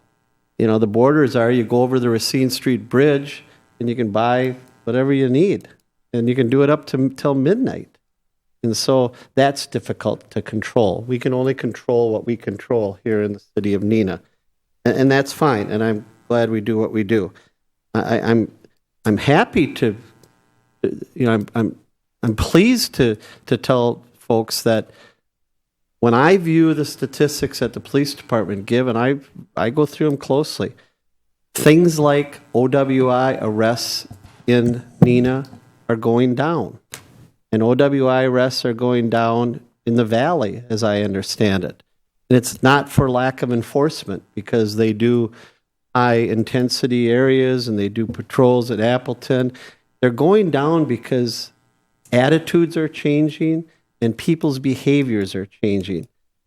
And they're changing because of things like safe ride programs that the Tavern League has instituted, Uber, Lyft, designated drivers. And I can tell you from experience that more and more people are doing the right thing. They're accessing alcohol, a legal product for an adult, and they're doing the right thing by allowing their spouse to drive home who maybe hasn't been drinking because they are legally drunk, or they are calling Uber. I think I'm hearing that we're seeing more and more that the good thing about their kids getting their license is they can pick up mom and dad. See that? Because maybe they've had, more than they should in order to drive. I'll give you a little anecdotal, just from what I see, because I pay attention to this. This weekend we had in Neenah, we had a street dance downtown in the parking lot. We had an event on South Commercial Street that included 6 bars who all worked together on an event. Sunday morning at 8 a.m., I counted 7 vehicles in the parking lot downtown where the event was. On Commercial Street, I counted 8 vehicles in one lot, 15 vehicles in another, 7 in another, 4 in another, and 3 in another. That tells me that people were doing the right thing. That tells me that people were finding alternative ways to get home. And that is a positive. And I talked to some of the officers who are on the night shift who say that they see this happening more and more. And I attribute part of it to the college, the new college kids, the millennials. They are learning, when they're in college, not to drink and drive. So we are getting that information that I think you're asking for, and we're getting it already. And it is, in my view, positive, because people are finally getting it, that it's okay, maybe okay to drink. It's their decision to drink, but it's not their decision to drive. And there's still people who drive, and there's still people who drive when they probably shouldn't. I agree with that. But technology is changing. I mean, pretty soon I'm willing to bet we're going to have to be, we may be already, we're going to be looking at Beer of the Month Club. I go online and I see that I think you can have beer shipped to your house from Amazon or something, So I don't know. Are we going to have the chief start finding out who's getting beer shipped to their house from Amazon, and that's because it's not legal in Neenah? I don't know, but I've heard of this on. I went online, and I think it's can happen, or FedEx brings it, I guess, or something. So I don't know, but I think it was a healthy discussion.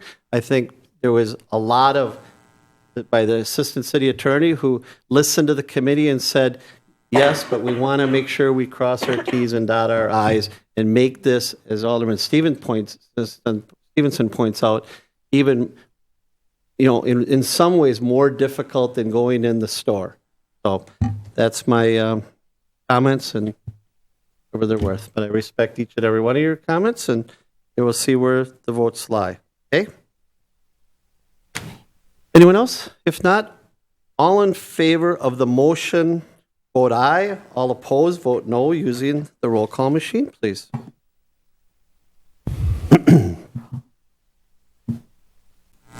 That motion passes 7-2. 7 ayes, 2 noes.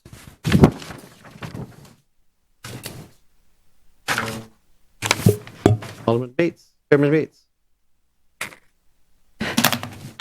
second item from the September 10th meeting, committee recommends council deny the beverage operator license for Nathan A. Withun based on failure to disclose OWI violations from 2015, and I would so move. Second. Nope. There's a motion by Chairperson Bates, seconded by Alderman Stevenson. This is on item number 3? 2. 9A2. 2.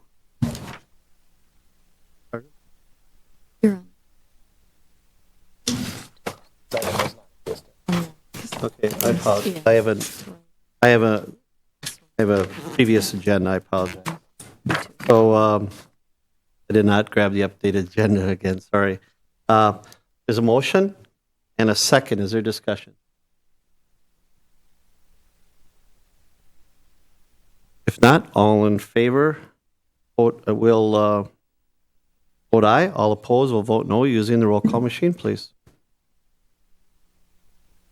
That motion passes 9-0. And that concludes my report. Thanks for your report.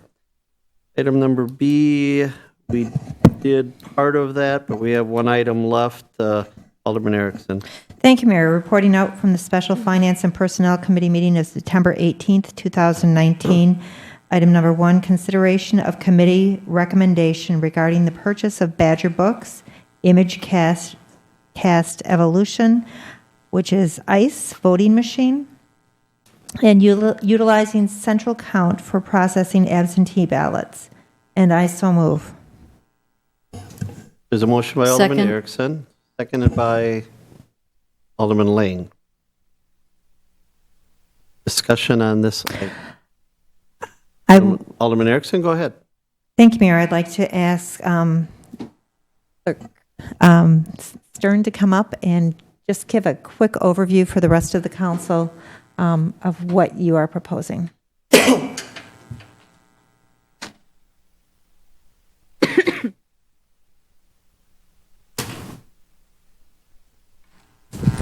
Okay, I feel kind of unusual being on this side of the podium. State your name and address, please. Could you make her say an oath or something?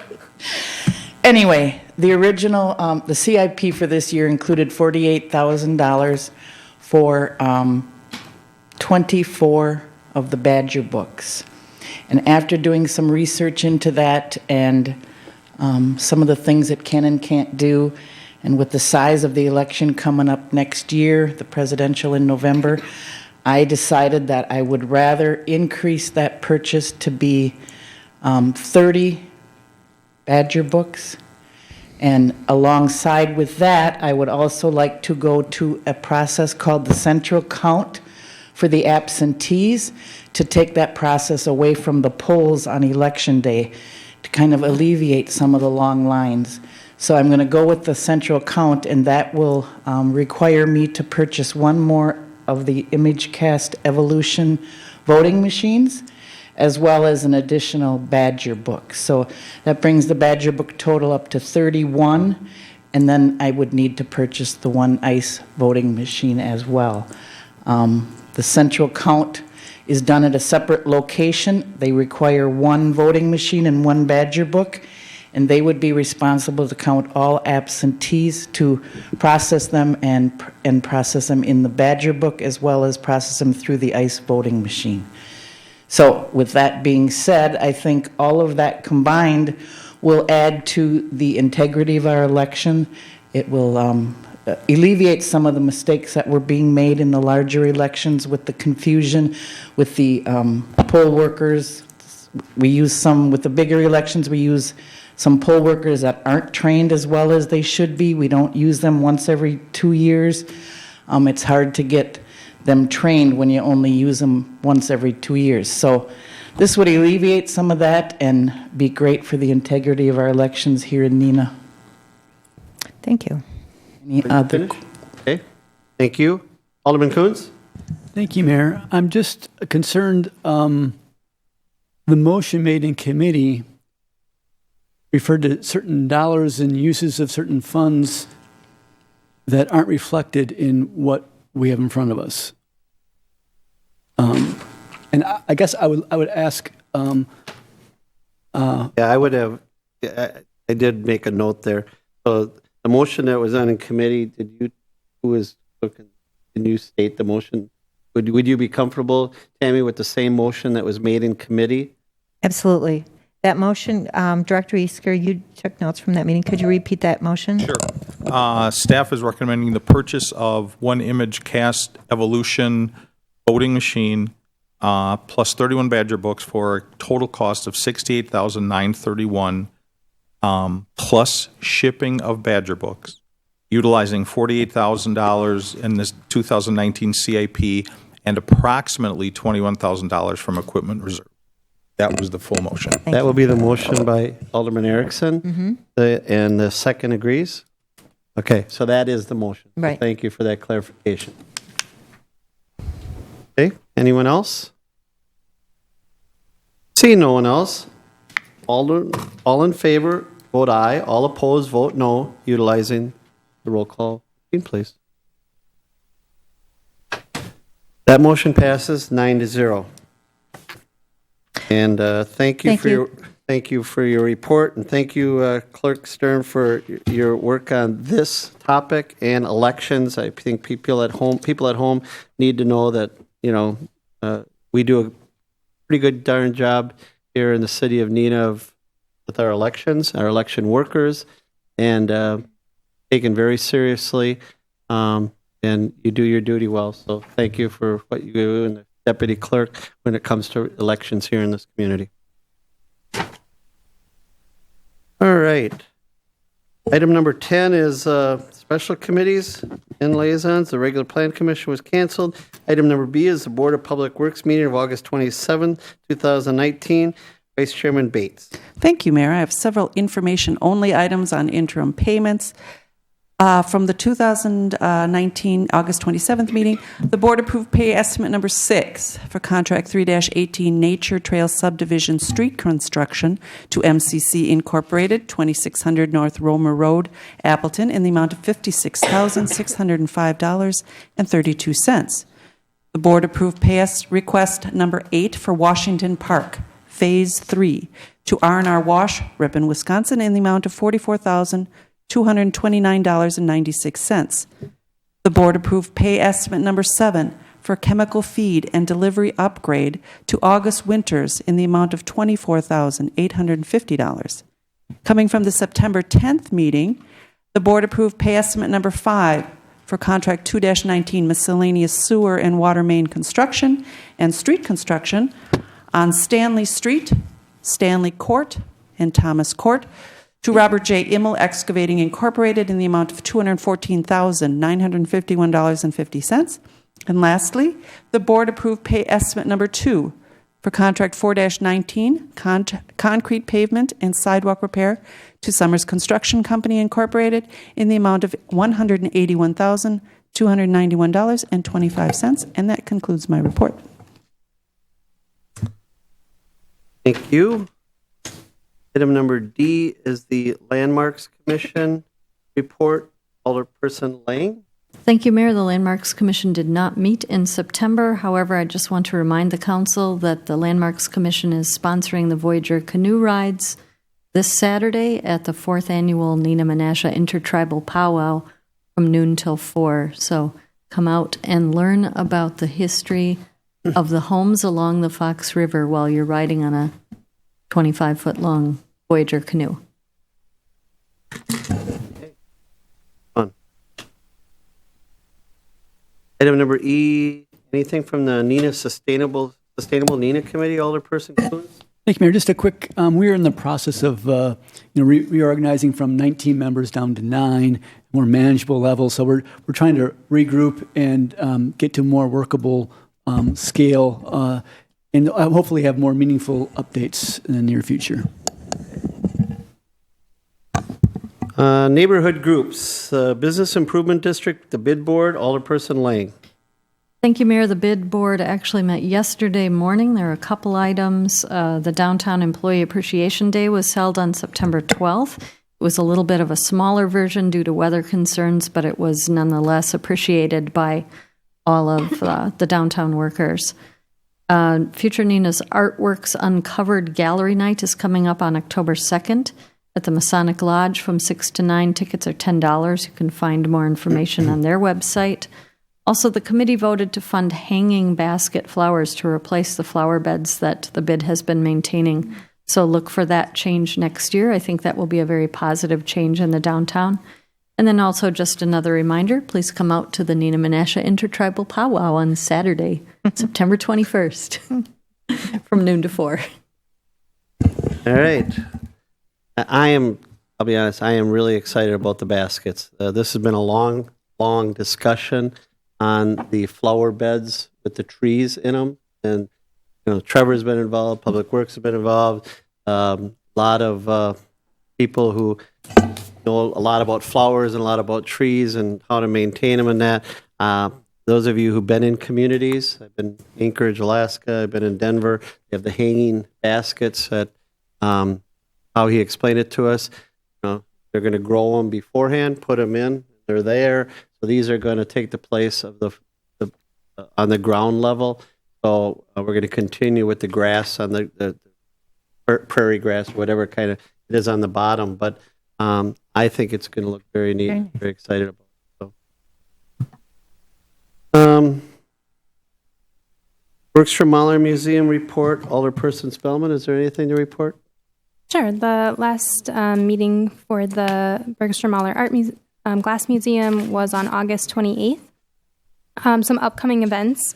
There is an event called A Zesty and Tasty Evening with Joyce J. Scott, and she was named Smithsonian Visionary Artist of 2019. So there is a dinner where she'll be present, and some of her works are currently being exhibited in the museum. And so tickets are available online. And then some upcoming classes are for a Fuse Candle, that is on September 26th, and then Photos on Glass is on September 28th, and the website is up to date with these for more details. And that concludes my report. Thank you. Anything from the CDA, Deputy Schmidt? Just an update on the Community Development Investment Grant that the city submitted to Wisconsin Economic Development Corporation. The grant application has been accepted, meaning the committee will start reviewing it. We've had to make some minor changes, but we're hoping to hear back from whether we're awarded the $250,000 grant here shortly. Okay, thank you. The report from the Library Board, Alderperson Erickson. Thank you, Mayor. The Neenah Library Board met today at 4 o'clock. And I'd like to remind everybody that the Friends of the Neenah Public Library book sale will be held September 25th through the 30th. If you need additional information about that, that is on the library website. Coming up at the throughout the Fox Cities is the Fox Cities Book Festival. That is October 7th through the 13th. There will be 50 authors and 60 presentations throughout the Fox Cities. Information is that is also on the Neenah Public Library website. Neenah will be featuring authors on October 10th and October 13th. So if you're interested, I encourage you to visit the website for all of the details. There's a lot of really, really interesting things going on for that. On a side note, I'd like to report out that programming is up 28% at the Neenah Public Library this year, and I told them that next year that would be a really hard statistic to beat. So they're doing a great job at the library. I encourage you to visit and check out books. Thank you very much. Thank you for your report. We also have a report from the Neenah Arts Council, which is Alderperson Erickson. Thank you, Mayor. Then reporting out from the Neenah Arts Council, which met on October 11th at 4 o'clock. Thursday, October 3rd, I want everybody to mark their calendars. It is Neenah Rocks. It's a live music festival, and it's going to be held throughout Neenah at a variety of different venues. It's live music, different times, different types of music. So if you go to the Neenah Arts Council Facebook page, you can check out the details. I handed out a poster of all of the entertainment that is going to be featured and the times that are going to be featured. But this is our first attempt at having live music throughout the city.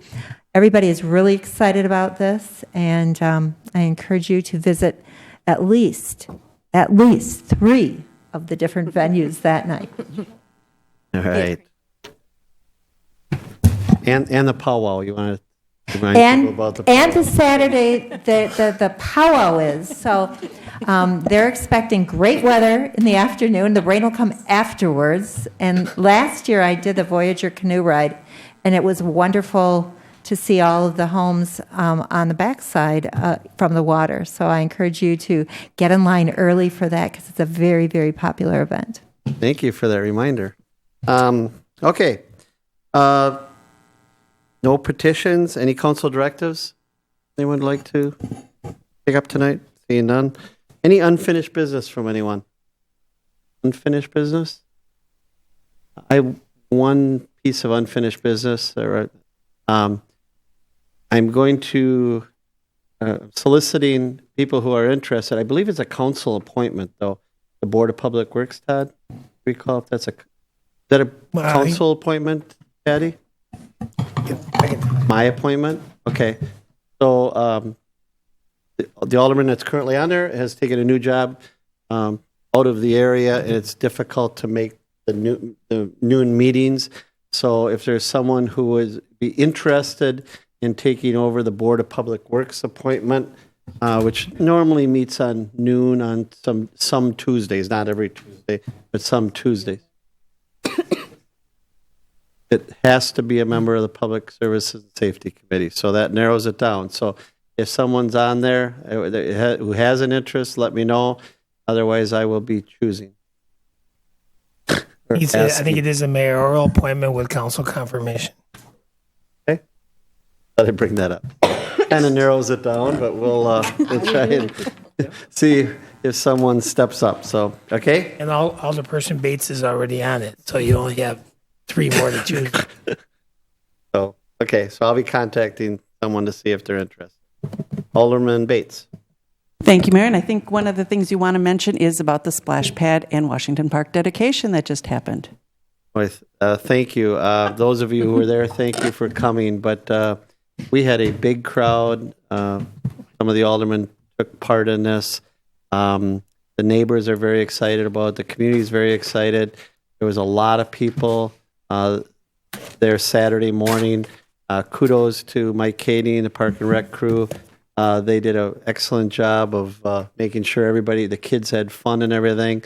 Thank you to the Neenah Menasha firefighters. I know Alderman Stevenson has thanked them before, but they presented a check that day for $43,000 that the local had raised through a variety of sponsorships and donations, the Mayor's Golf Outing, a whole bunch of things that they through their charitable foundation raised $43,000 towards the splash pad with the firefighter theme.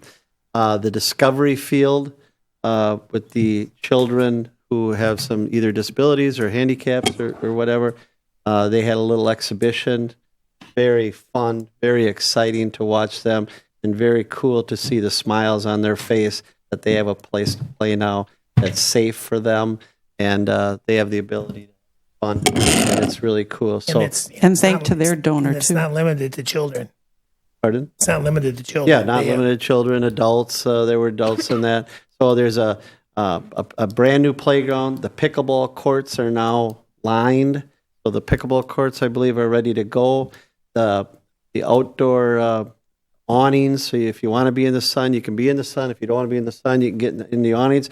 They have a fitness workout area for everyone. I walked around that again, so I'm going to have to start walking through it instead of around it, but that's pretty cool. And a thank you to Shields. Pardon? Thank you to Shields for their... Shields was one of the major sponsors of the Discovery Field. And then, of course, we have the shelter there.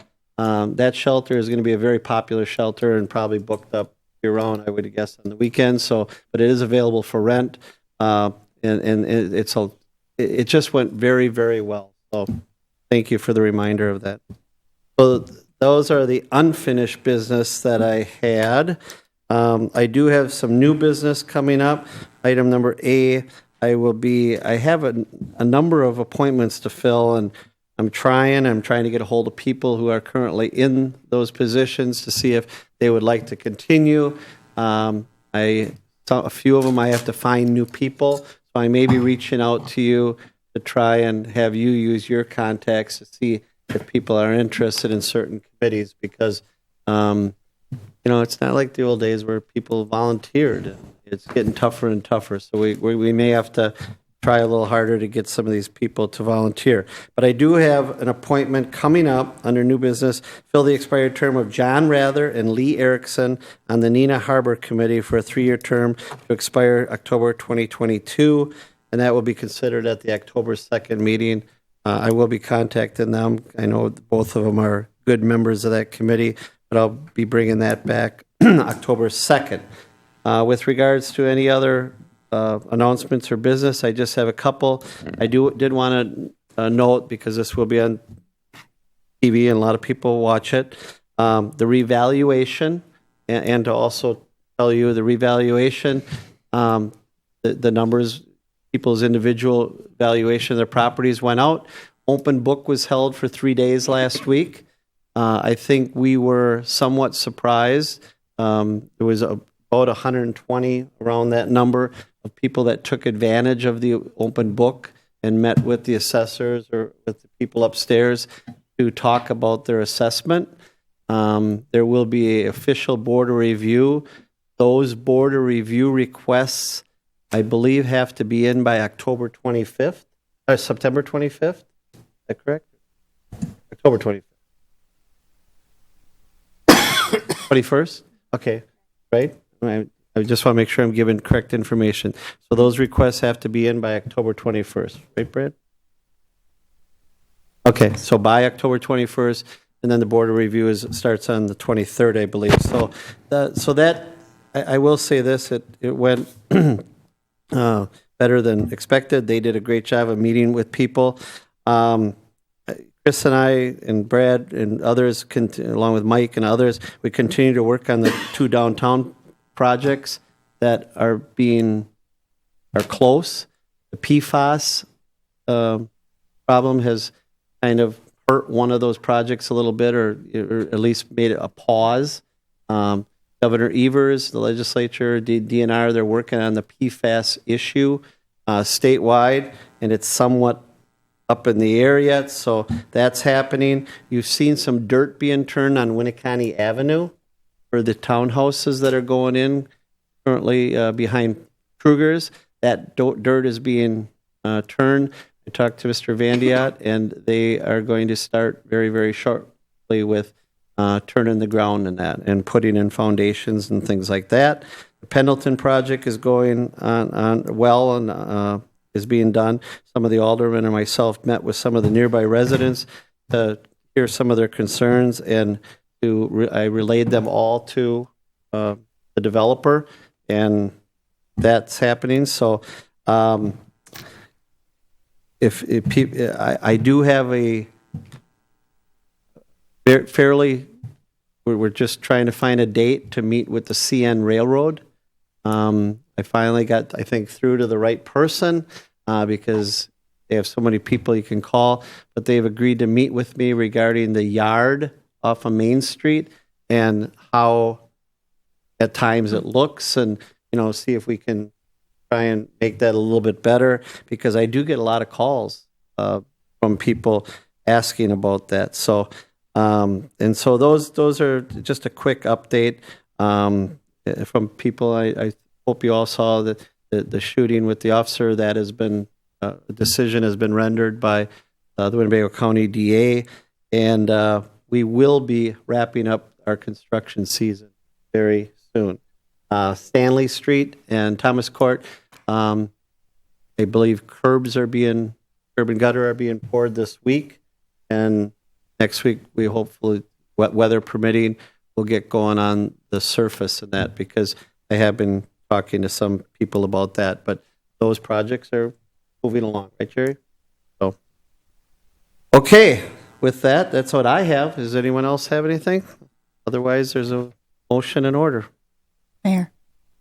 I Alderman Lane. just have one quick thing, just remind the council that tomorrow night is the start of the Neenah Historical Society's library program nights that are monthly throughout the year. And our program tomorrow night at 7 p.m. at the library is The Hidden History of Doty Island, Part 1. Part 2 will be in October. Anything else going on this weekend, Jane? I think the powwow. All right. All right, thank you. Is there a motion? Move to adjourn. Second. There's a motion in 5 seconds. All in favor signify by saying aye. Aye. Opposed, no. We are adjourned. Thank you very much. Broadcasts of the City of Neenah Common Council meetings are produced by University Studios of the University of Wisconsin-Fox Valley. Neenah residents can get information about City Council meetings, City Committee meetings, meeting agendas, and other documents via the City website, www.neenahgov.org. Neenah residents can express their opinions about city issues or about these broadcasts by contacting the mayor's office, contacting their city alderman, or by completing the electronic feedback form on the city website, www.neenahgov.org. All public portions of the meetings are recorded in entirety and are not edited for playback.